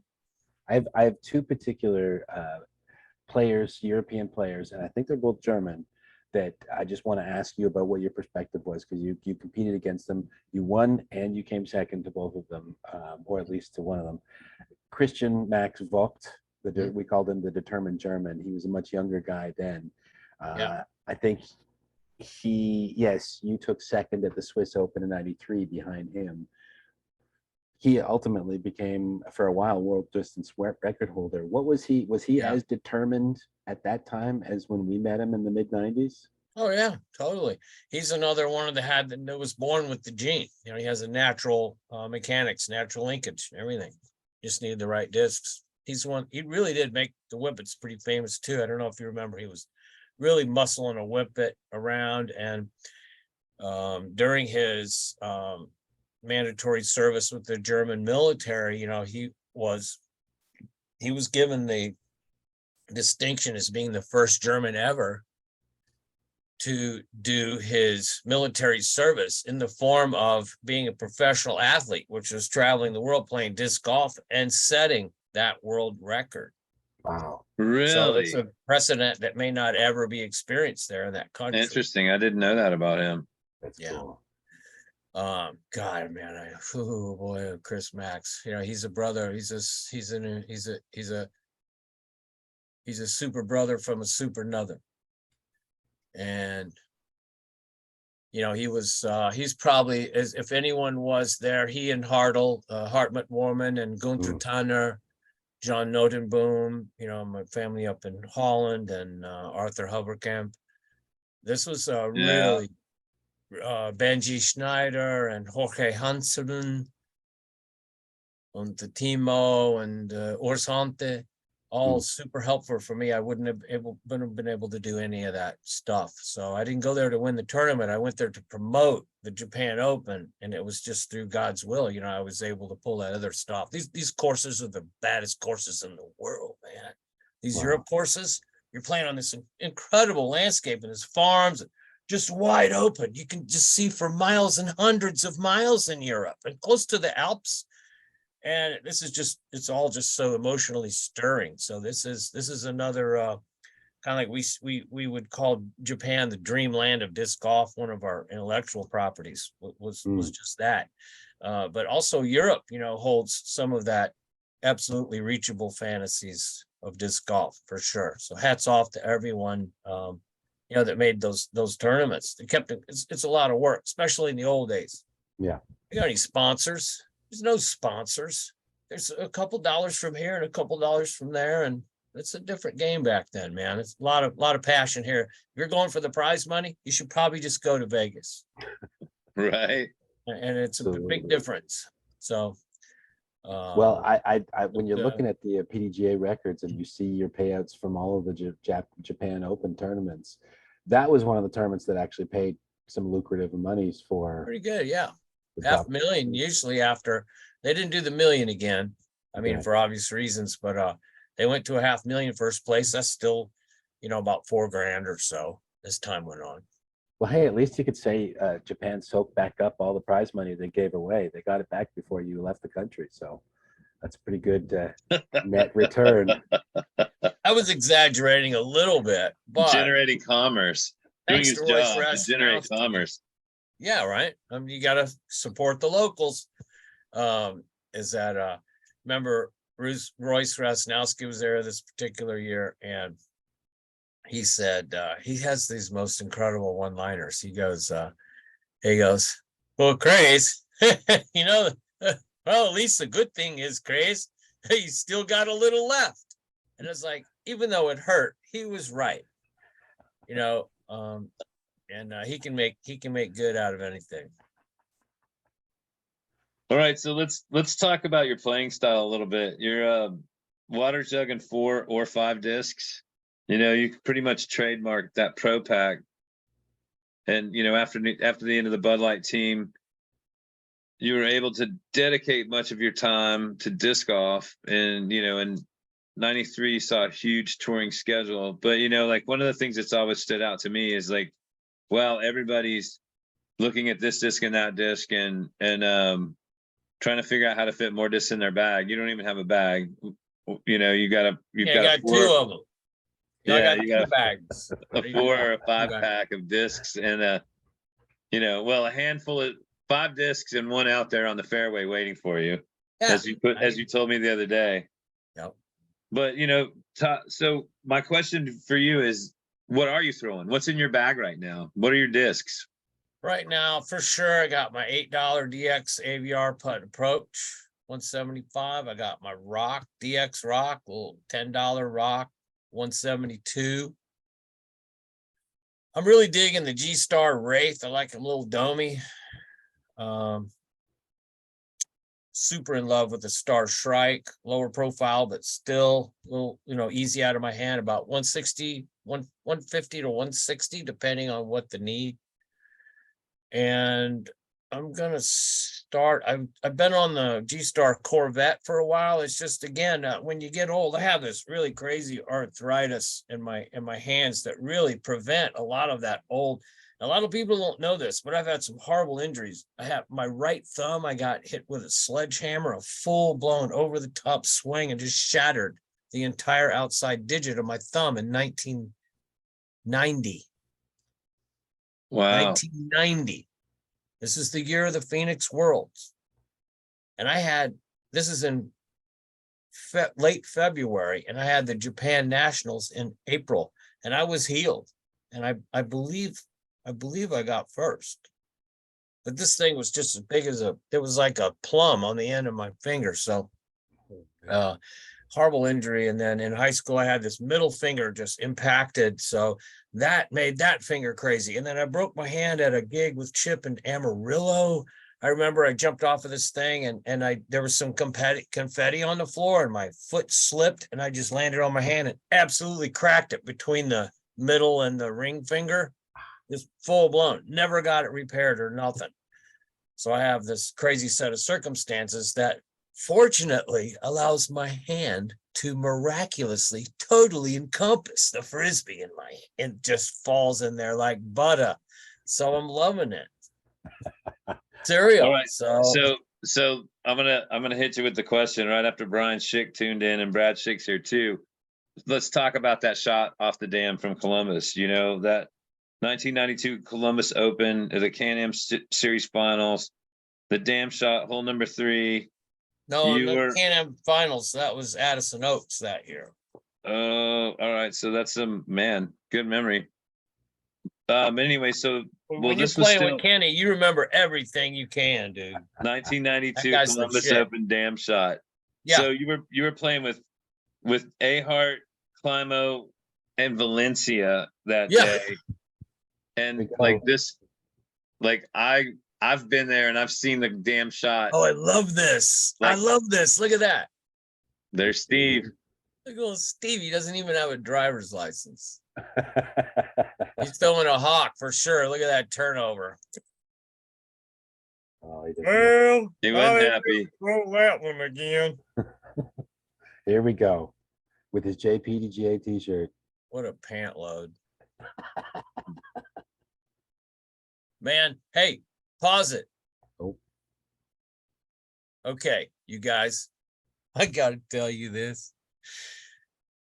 All week, this week, like whoever I was with, like Nina, Sam, no, Nina, CD, it was a Mocan gang. And we were staying at John Westwater's house. I call him Witch Waster, but his name, John Westwater. We were staying at his house. He's an amazing guy. He's also on Brent's volunteer crew. Oh, He's right the on. one that's actually assigned to mow that green for the finals and move the basket before we start the finals. Okay. John, could you at least put the basket at like 6 inches to the left a little bit, please? Just want to say, if you could have just moved it over a little bit to my right, your left, we'd be sitting in a $5 million house. I would have like waterfall, you know, have a big car in the driveway. Just kidding. Love you, John. Holy shit, look at that. I love it. That's, I mean, I imagine the tree line's grown up so much you can't have that shot anymore, but at the time, Oh no, that yeah. was so epic. This Brent Hambrick, he's a badass. What are you throwing there? It's a gotta be 180 rock. It's like an orange marmalade, and just had almost no shoulder to it. Look at that. Bam! Yeah, fucking A, man. That's for real. I know you're, That's for real. who was There's that? Was that, That's was that Brent Brent? right Is that there, you? right? Okay, yeah. Nice. Yeah, there's Johnny Wright, and who else? Oh, Grego was in there. Oh, I get a replay. replay. What were they what's the called back reaction? then? They're not called Zukas. What are they called back then? Well, it's called a replay, Grace. What a pant load. I'm a sucker for a VHS tape. What do you call Did it? you? So hey, did you ever practice that shot at all? What? What do you mean? Did you? Was that the only time you threw that shot, or did you throw it in practice? No, hell no. It's the finals. It's all made up. They had a little special course, you know. They had another hole that was weird. Oh, dude. Tell you what, the hole after that even was kick ass. I was on fire. I had like an 86 the next hole. Check it out. Yeah. 85, I think it was. I mean, feet. What was the practice that? No, I tell you what got me into that finals though was a little more importantly to me. I went and shot. They had this course on the other side of the dam, Brian. Yep. I've played a version of it. Was it called Buffalo or something? You know, I it don't played even. a little on both sides of the dam. There was had some public people more North on and south of lake side. both sides of the dam. Yep, and then the Yeah. bushy side was over by the spillway a little bit. I think they probably. I've seen that in a couple of different configurations, and they may. Brian or Brad might confirm this or deny it, but they may have used a different design most of the time, like from one year to the next.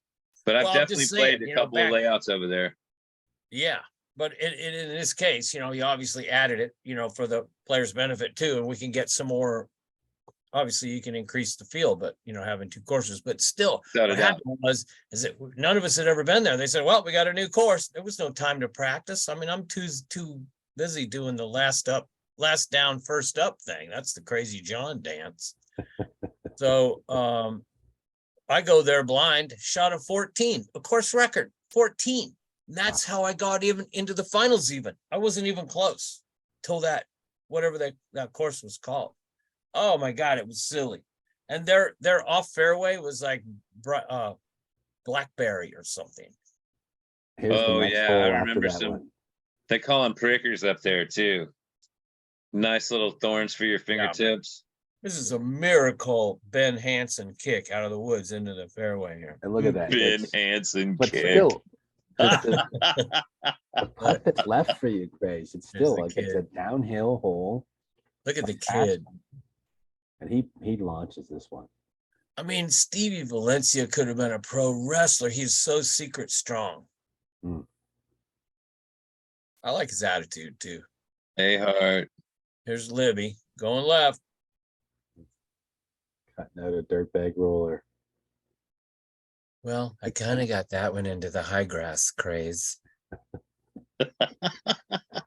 What is this guy's Champ. name again? Man, Kenny. You know what? Casey Climo.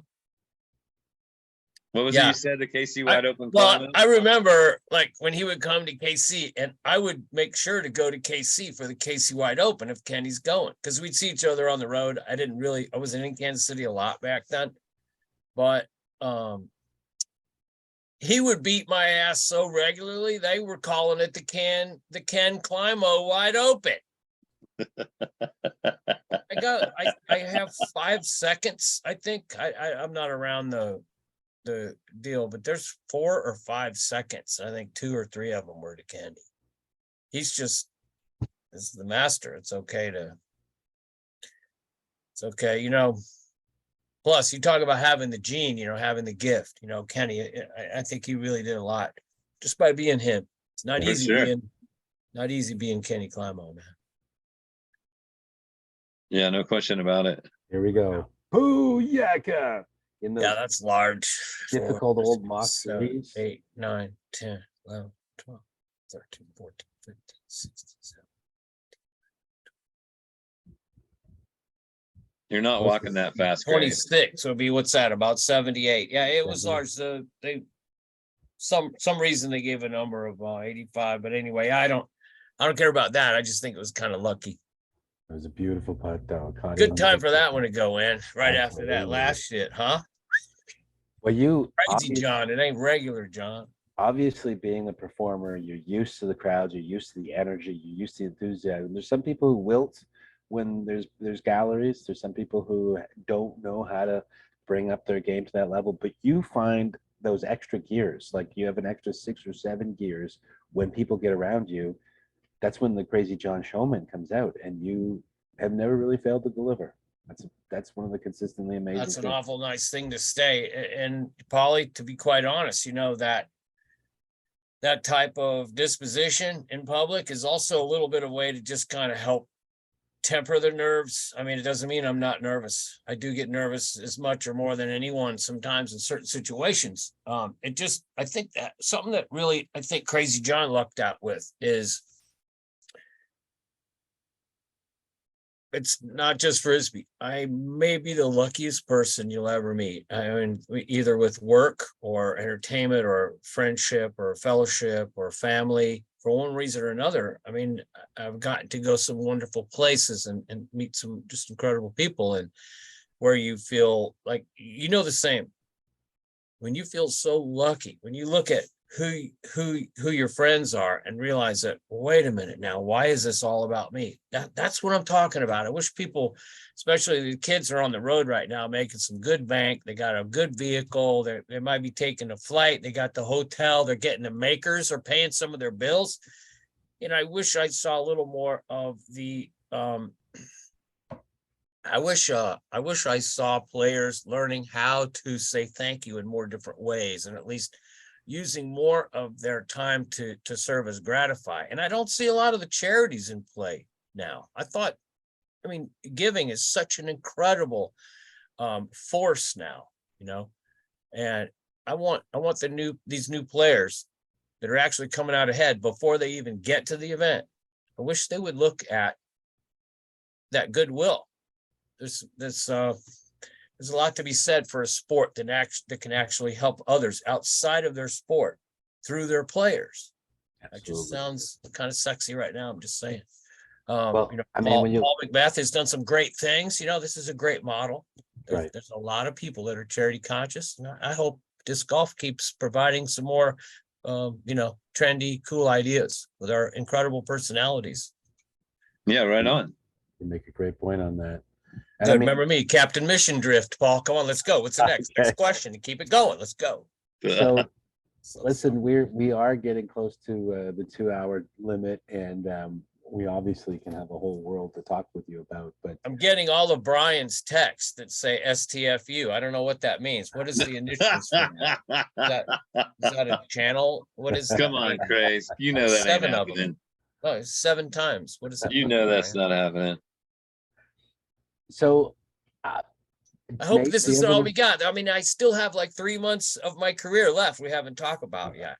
Okay, I'm what's just kidding. next, If we guys? don't do it again, I'll consider this was a complete failure. I'll know. Well, you know what? We love to keep the audience wanting more, and we'd love to have a second half and have you come back. Of course, you can never have enough time in one conversation with you, let alone a lifetime of conversations. But if it's okay with you guys, we want to just skip Nice. ahead to the 20 questions before we leave. Yeah, I'm This is good with just that. a little quick fire thing just to get some extra information out of you. I'll start here. I forgot to attribute the questions, May. So Now, this is where I ask you 20, or how do we do No, this? no, we're gonna ask you. 10, or how do we do We're it? just gonna Who hit the you hell's with in a couple. charge here? We're in Okay. charge. What's your favorite state in the union for disc golf?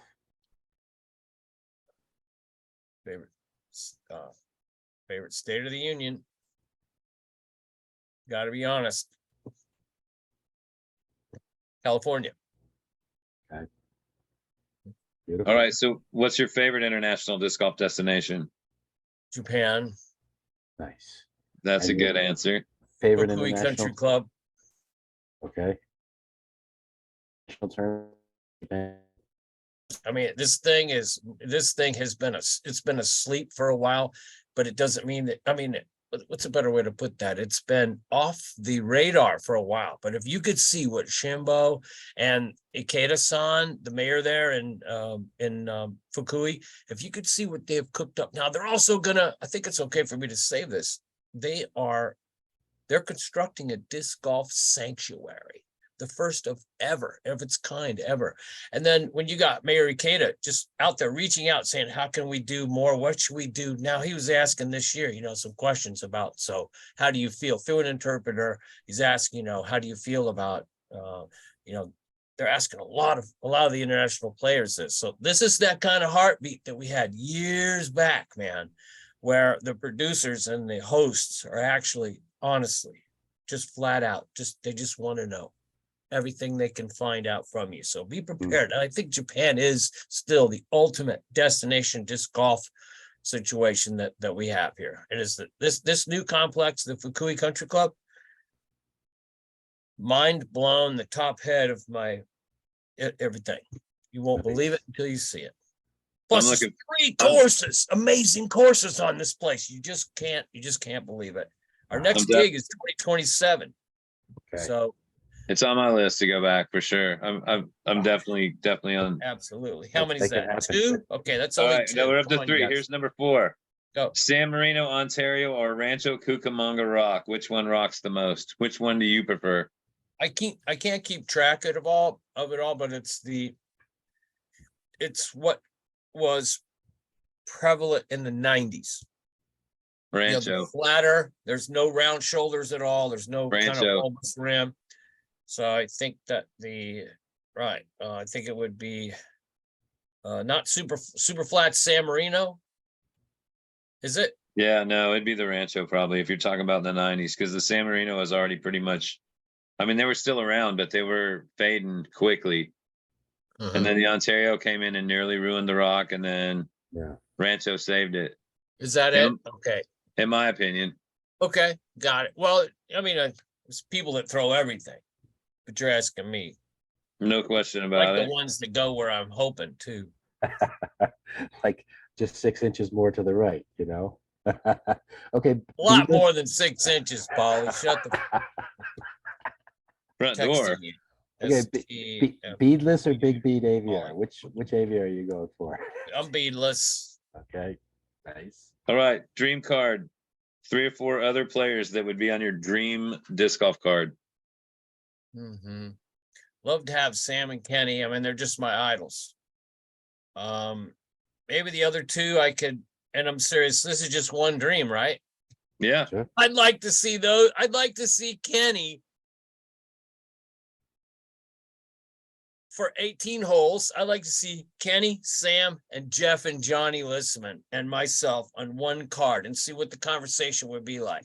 Nice. That's it. So You I got a learned so Jeff and much from Johnny the invitation Listmans. for us?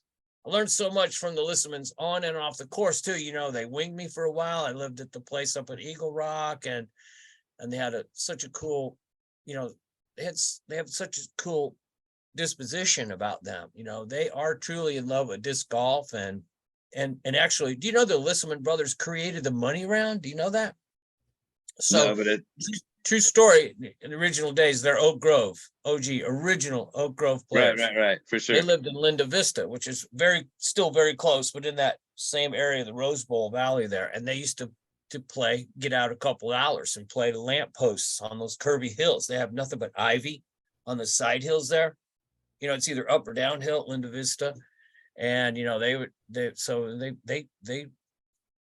do honestly claim to throw the origin of the money round, and then just took it down to the course a few days later and go, hey, one's doubles, but that was the thing. Had to be dubs. Okay. Nice. And, I was there the day they had the back-to-back aces.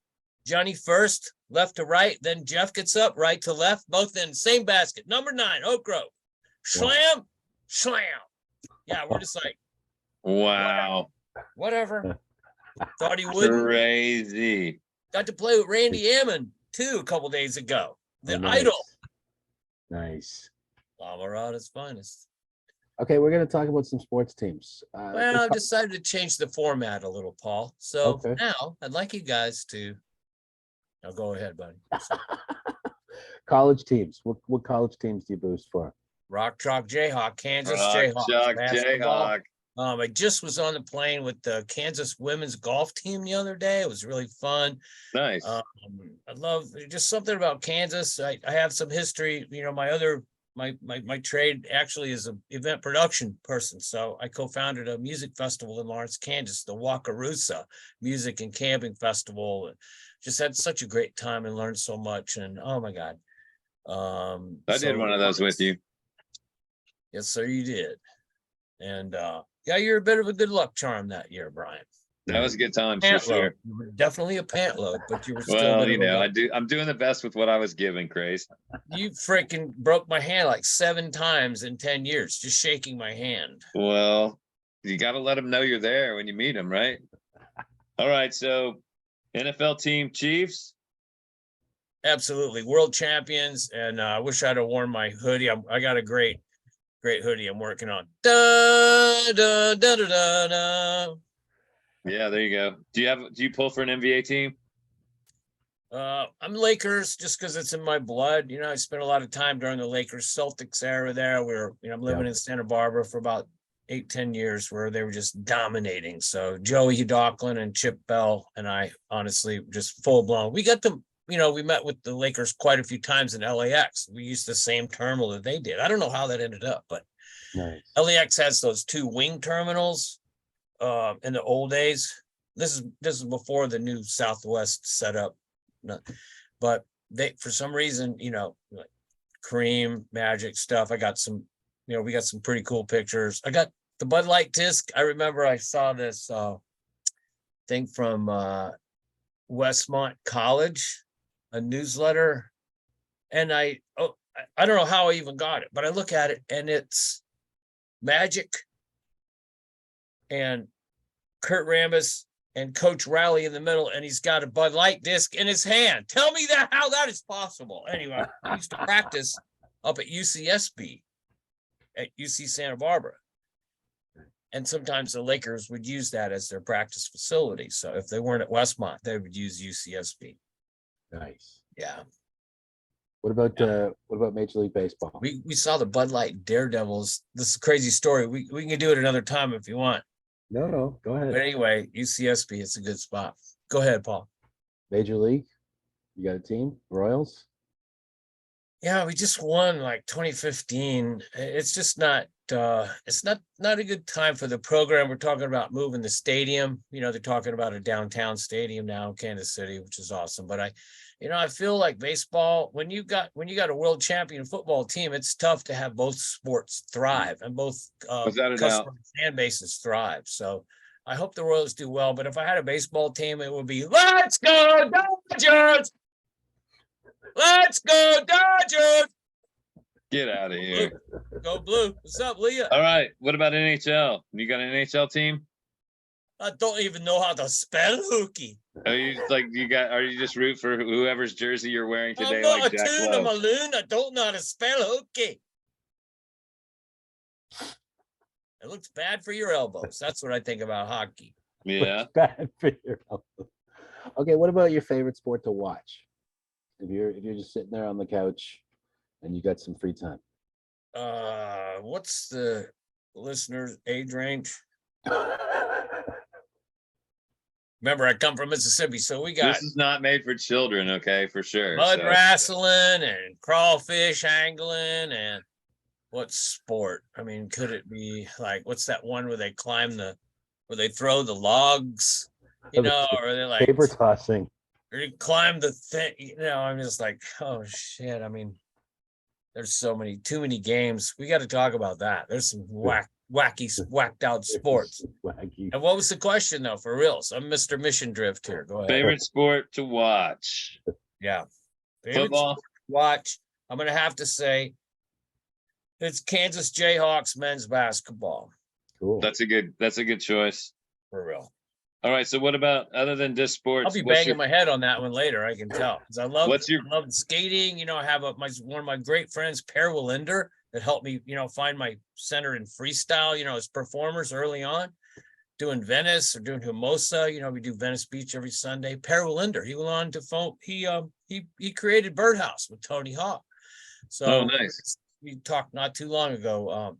He's doing crazy new things though, but he's not Per Willinder, the skateboarder anymore. So I love how we're probably in a position where we're doing so well, just occupying space as being positive influence, like Paul and Brian. Look, you're both positive influences in disc golf, but you're doing a lot more to help the game other than just playing. You're not. Without a doubt. You're doing a lot more than promoting. So I love the way that you're giving introspect, and giving true perspective to the players. My stuff has already happened, but I wish for you to also get access, to the new players. They can tell us what's in there in the head. Tell us what's in there. I would be curious to find out what some of these new kids are experiencing on the tour. The men and ladies that are out there hoofing it, working hard still.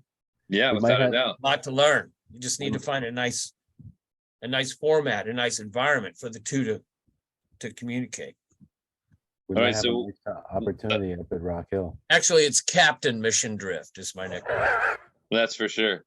Ding. Okay, so Ding, there's an egg timer. You freaking, I told other- you. Get that other button. than disc sports, what's your favorite sport to participate in, to play?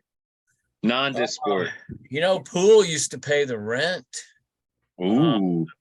My volleyball was very competitive. I was actually like the assistant coach, helper guy in high school for women's volleyball. And I got way into volleyball. I was really blessed. I played in college. I played at a really high level in the intramurals. And one night actually broke on a block, hairlined both of my ankles. And I mean, that shuts you down. If you ever had a hairline, it's kind of like a rib. You can't really breathe right, and you can't touch your feet on the ground. But they put me in 2 walking casts within a day's time.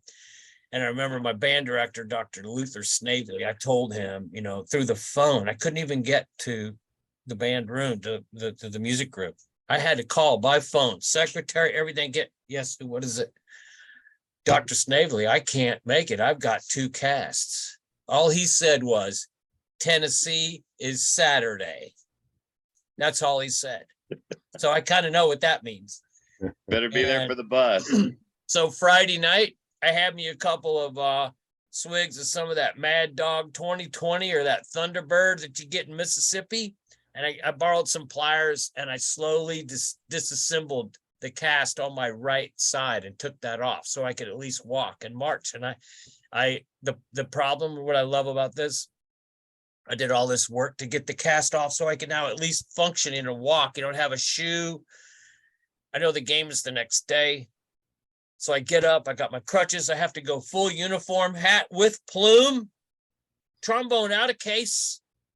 On my one cast, I got the black magic marker out and painted like a shoe so the rest would look like my spat to match my other. And I walked to the band room. This is so early in the morning, man. And what do I see? Like within 100 yards, the buses leaving over the hill, going bye-bye up to Jackson. So what do you do? I turned right around. I started banging on doors, and I got my friends down on the first floor that always had the cool music going and the other stuff and all that. And I swear to God, they drove me up in a Pinto station wagon up to Tennessee, and I made it to that game. Oh, they dropped me off at the wrong side of the stadium. I had to walk in an Ole Miss uniform through the Tennessee student section to get to the other side. Thanks. That's awesome. Ding. Just barely made it, and barely made it, man. But that's awesome. So okay, we're getting back on Captain Mission Drift. Permission to come back aboard the 20 questions. Number 5. Okay, what's your favorite barbecue in Kansas City? Mine. Okay. All right. What's your birthday wish meal? Like your best birthday, what would be the meal? Genroku sushi. Nice. Conveyor belt. This place in Tachikawa. What's up, Keiko? All right, what's your preferred cocktail / adult beverage? Well, I'd take her clothes off right now, but you can kind of guess what I'm dealing with. It kind of rhymes like. It kind of goes right after the dream team, right? Put it this way, she's a cheerleader. There's the arrowhead. Go Chiefs. Okay. That's what I'm saying. Yeah, I'm Bud Light. I mean, it was Budweiser. Honestly, a lot of the years, most of the years during Bud Light, I drank Budweiser just from. I don't know if I'm drinking for taste, but I'm just saying. I didn't go to Bud Light until Jerry and I started going out again, like 17 years later. That was crazy. But we both like Bud Light. We just had fun. I don't know. Hey, I'll tell you, nobody's ever done this on your show. I'll give you a little gift. Stand by. Brian, Paul. Yes. Yeah. Have you ever seen anybody take the Bud out of Bud Light? He's disappeared, Seen folks. anybody take the Bud out of Bud Light? No. All right, stand by. Oh.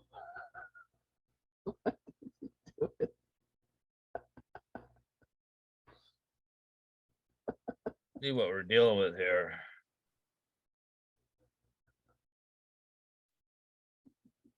Well, it came out kind of clean. There you Almost. go. Almost. Settle down, Jaws. Almost. You go lie down. I got this, you guys. How do you take your coffee, Grace? Cream. I like that, like macchiato kind of cream. No Nice. sugar. Okay, who's your trombonist hero? Trombone, Shorty's rad. But his chops, he has that the inflated embouchure, which is really difficult. But I just love that he recognizes himself as chosen to play the horn. My style is a little different. I'm really not that good, but I have a jam. My mom, early on, I had perfect pitch. Something that my mother identified. So what I love about the horn, when I say it plays me, I don't really have as much an ideal player as I do have an ideal sound. If it blends, I don't like hearing it afterwards because the trombone, it's not like a calibrated instrument where you hit the same tone trombone requires not only you have to guess your position or estimate your position, but you also have to fine tune that thing. Right. And this is very difficult. People don't know it. It is fancy plumbing, but it also very difficult to hit right on the money. And that's why I appreciate all the naturals. I would say if I had to cut one trombonist out, it would be, man, I'm thinking of Kenji Ferens right now as my favorite trombonist right now. I'm watching Nice. and his career take form and shape. And this is someone that knows that he is blessed, that is not over asking, and he is paying his dues. So right now, my favorite trombone player is Kenji Ferens, and the inspiration behind that, it's going to be Bill Watrous. Yeah, it's way over my head, but I just loved his dedication. Yeah, it's impossible to do anyway. Impossible to recreate. Bill Watrous. That's awesome that you mentioned Kenji, though. I'm sure we'll make his day to hear that. Oh, I'm so proud of him. Not easy, man, being a kid these days. God bless all you teenagers. If you're listening, man, I love you. I appreciate you. If you need some help doing whatever it is you're doing, I appreciate you. I love kids, man. Kids are everything, you guys. Right on. All right. So, of the musical acts that you've opened for, who is the best live musician or band that you had the privilege of opening for? You know, the best, that's a tough word, but I mean, this is a crazy list, man. I knew you Well, guys who was would your say favorite? something How about that? Who was your I favorite? just can't, favorites mean, no, it's tough. Some cool ones are, it makes me think of in high school. Somehow I got the call one night, and shortly thereafter became the band leader for Governor Ronald Reagan's presidential campaign appearances in Kansas City in 1976. That was a freaking hoot. Wow. The things with the Bud Light team, you know, Stevie, God, we you know, Dean, I remember Dean called one day and asked, crazy, do you guys have passports? Jan and Dean Torrance. He called. We work with them a lot, the Beach Boys in the early days. He called one day, says, crazy, you guys got passports? I was like, I do, but I don't think Joey and Chip do. He goes, well, listen, are you guys busy next Friday? Well, right now it looks like we're open. What do you think? He goes, well, listen, if you can get passports, we want you to come to Beijing with us next Friday. So what the fuck? And what? He goes, yeah, for real. Call me back. Click. So, okay, what the hell just happened? Yeah. So, and then Joey was born in Manhattan, and his dad changed his mind changes name, spelling. Docklin, like with a freaking apostrophe and stuff, changed like 3 times. Chipper's born in Hollywood. Who's born in Hollywood? No one's, but Chip was born in Hollywood. These are just long lines, you know. But anyway, we pulled it off. Within a week's time, I had passports for both of them. The biggest problem, I'm going to tell you, was getting my dad to loan me $60 to FedEx Joey's passport back. So we had our passports and left for Beijing 9 days later. Small miracle. That was the Bud Light team was the opening act for Jan and Dean on the first American rock and roll tour of communist China. So I put that Easter egg in your intro, and that's one of the things that nice. really stuck out to me was I think it was Chip was talking about it, how at one of the performances, someone in the audience he brought a skateboard too, first ever. Go ahead. Someone in the audience got a little too enthusiastic about dancing, and I think maybe they got a little too exuberant, and so it drew attention from the Pauls in the show. And they no. You got this from Chip, I bet. Yeah. No. So totally wrong. So Tell me the story. The audience is just sitting there. It's in Shanghai Stadium. I mean, the entire round, the ground level, floor level is lined by the army, the Chinese army. They don't have police in communist China. You got the army. And the rifles every 5 feet. This was business. So what I realized, this is just the second night in Shanghai also. What I realized is they're just sitting there like, they're just sitting there.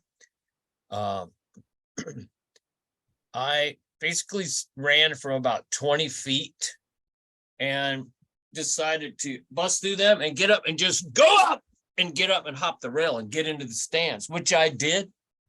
And then I started pulling a couple people out of their seats and moving the hips a little bit, this, and hey, about this, and grab your hands and move down. And I go grab a couple more. And now they're realizing, oh, it's dancing. Well, then I realized, why are they shoving me? Why are they pushing me that way? And it's because here comes the freaking army. They come, now they're coming down these steps, coming up those steps, and they were pushing me, hiding me, and they got me out of the way of the soldiers and stuff. And I booked. I ran up to the mezzanine and I ran halfway around to the opposite side of Shanghai Stadium. So, and I'll give you the rest of that if we talk again, because it's just too much. It's heavy. Okay. But so yeah, it's nothing. And some of these answers aren't easy. Sorry to be long-winded, but That's they quite all right. what we're do looking deserve for. to be told. These aren't just things. These aren't stubbing your toe. These are like, some of these are gnarly things. Okay, so this is the final question. Promise you on the 20 questions. Now I'm texting you more questions right now. Read my text. We'll just put those into the archive for the What next is go it? around. STFU. I don't know what that means. Wait. Wait a minute. I know what one of them is. So if you could grab your trombone and jump in with not even anyone that you open for, but any musician or band out there, who would you love to jam with? Living or alive, or dead? I mean, sorry. Just to play. Yeah, I love that feeling. I just played with a couple people last week, and I was just playing. Well, I was at an undisclosed location with an undisclosed group of people doing undisclosed things, but all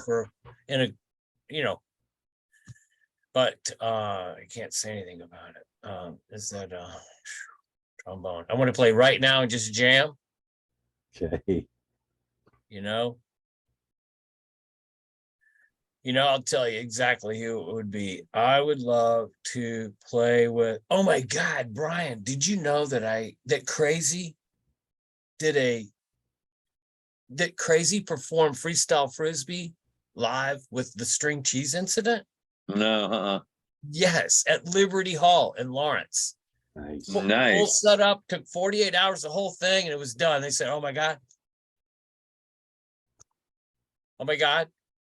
Yeah, Patrick Ahern was there. I don't know if he remembers where he was, but I mean, he definitely could speak for me, I hope.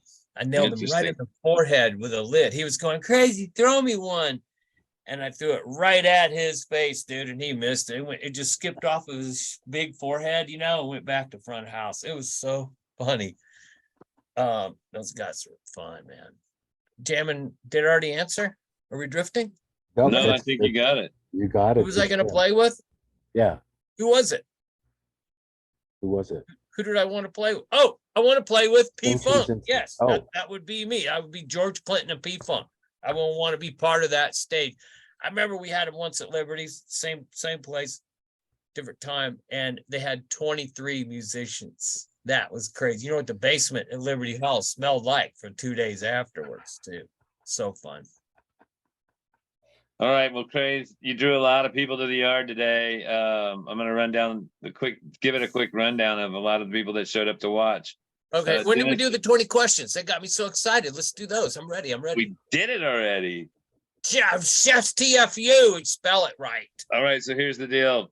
Jim Tobish stopped by, Dennis Warzen, Mike Jim Randolph, Dennis Janney, Jay Jalonen. Denise Janney, the Hollywood actress from West Wing? No. He's from Columbus. Larry Gardner. He said that Mitch Mack says what's up.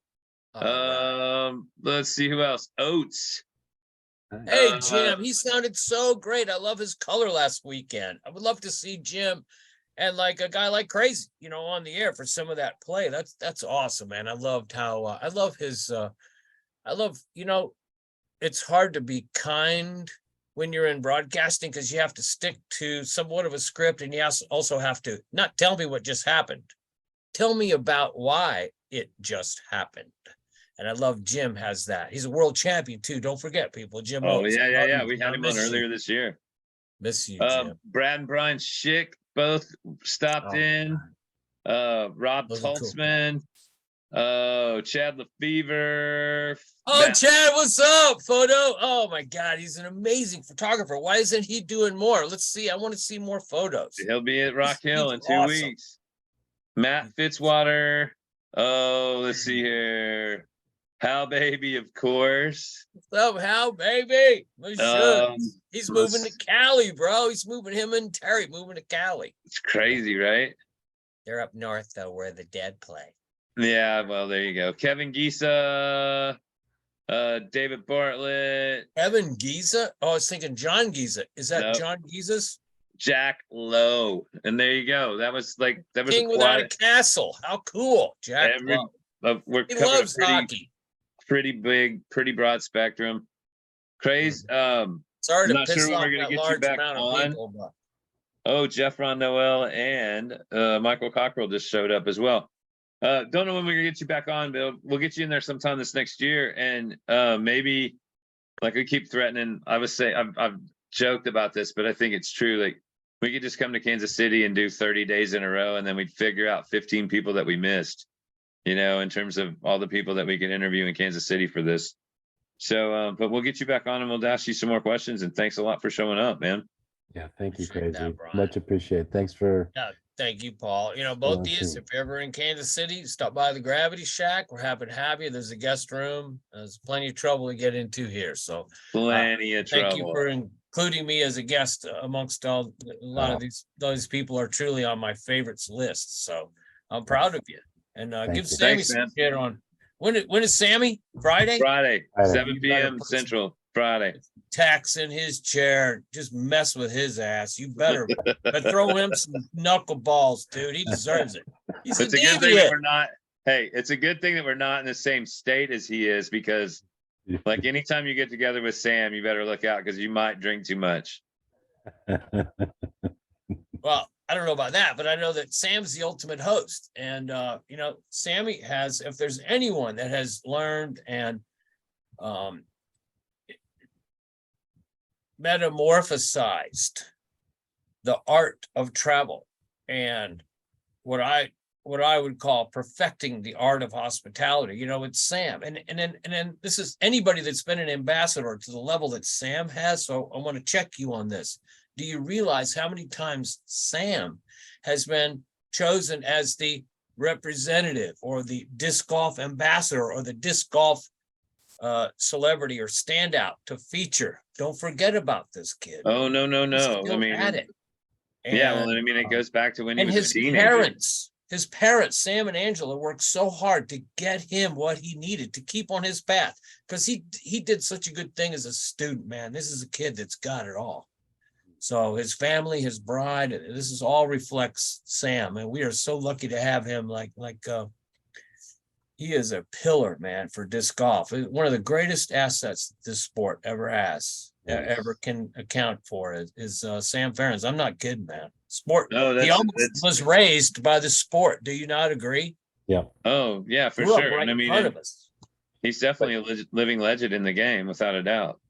He grew up in Correct. front of us, but he also grew the game up in front of us too. I mean, he was the one who he was the poster Raised the boy. bar and shit. What about Yeah. all that? What are you kidding me? So I love that. I really appreciate you guys going in here and getting these interviews for people. You know, I'm more, I don't know, I guess I'm more of an ego thing, but I hope that I hope some younger players can look a little further into you know, there's a struggle. Don't let Yeah, anybody well, tell the you that it's easy to tour. There's The a struggle. history of the game. Everyone has a story. Yeah. So I love that. Hopefully it can help them. I wish these kids all the luck in the world. Nice. Well, the spirit you put out there, the love you put out there, it's more than enough to nourish 10 pros careers. And you know, it's fabulous that you're out there, fabulous that you lived the dream and you came back to tell us the tale. Thanks, Thank you. Paulie. That's cool of you. If Man, you went 5 seconds more, I was going to slap you. I was going to reach in there and slap you a couple of times. Too much sugar. Thank you. Ding. Love you. Is that Yeah. freaking egg timer? Yeah, Yeah. baby. Love you too, Craze. Thanks a lot Thank for you, coming Crazy. in, and Much appreciated. look forward to the next time I run into you in person, man, without a doubt. Good, good. All right. Now, this is from Crazy and from Buddy Love, my roommate. I want to wish the Good Times Hour nothing but good luck, nothing but no hole and free time for y'all. Think about what you're doing for the people that you call, the people that you like me. I feel blessed to have this conversation. It may not be as important as I think it is, but as long as you think it's pertinent, then it is truly a compliment to be singled out. Thank you so much. Man, You're very welcome, you. Grace. And again, thanks for taking the time. Yeah. And I can only just imagine what we're gonna get into the next time we get together. Yeah, would you say this was 2026? 2025 is your next opening or something? I don't know. I don't know if it's quite I think that I'm busy stacked up, that but weekend. I'm sure we could squeeze you in somewhere. Talk about getting bumped. Damn, Skippy. Oh, Grace, once again, thank you so much. We can't thank you enough, and look forward to seeing you in person and giving you a big old hug and thank you for all this. But in the meantime, you just keep spreading the smile, spreading the light, and bringing the hope and the goodness out there. Okay. Ah, merci, Monsieur Belia. Ah, d'accord. Merci. Ciao. All right. Merci. Thank you. Kudos, Brian. Proud of you, Mace, man. all right. Thanks, Grace. Thanks a lot. We'll Oh, talk when to I you do real the soon, peace brother. sign, it hurt. Every time I do the peace sign, it hurts because of you, because of your handshakes. Sorry, brother. Have a No, good don't be one. sorry. Don't be sorry. Later. All right, guys. Love you guys. Love you, buddy. Thank you. Ooh.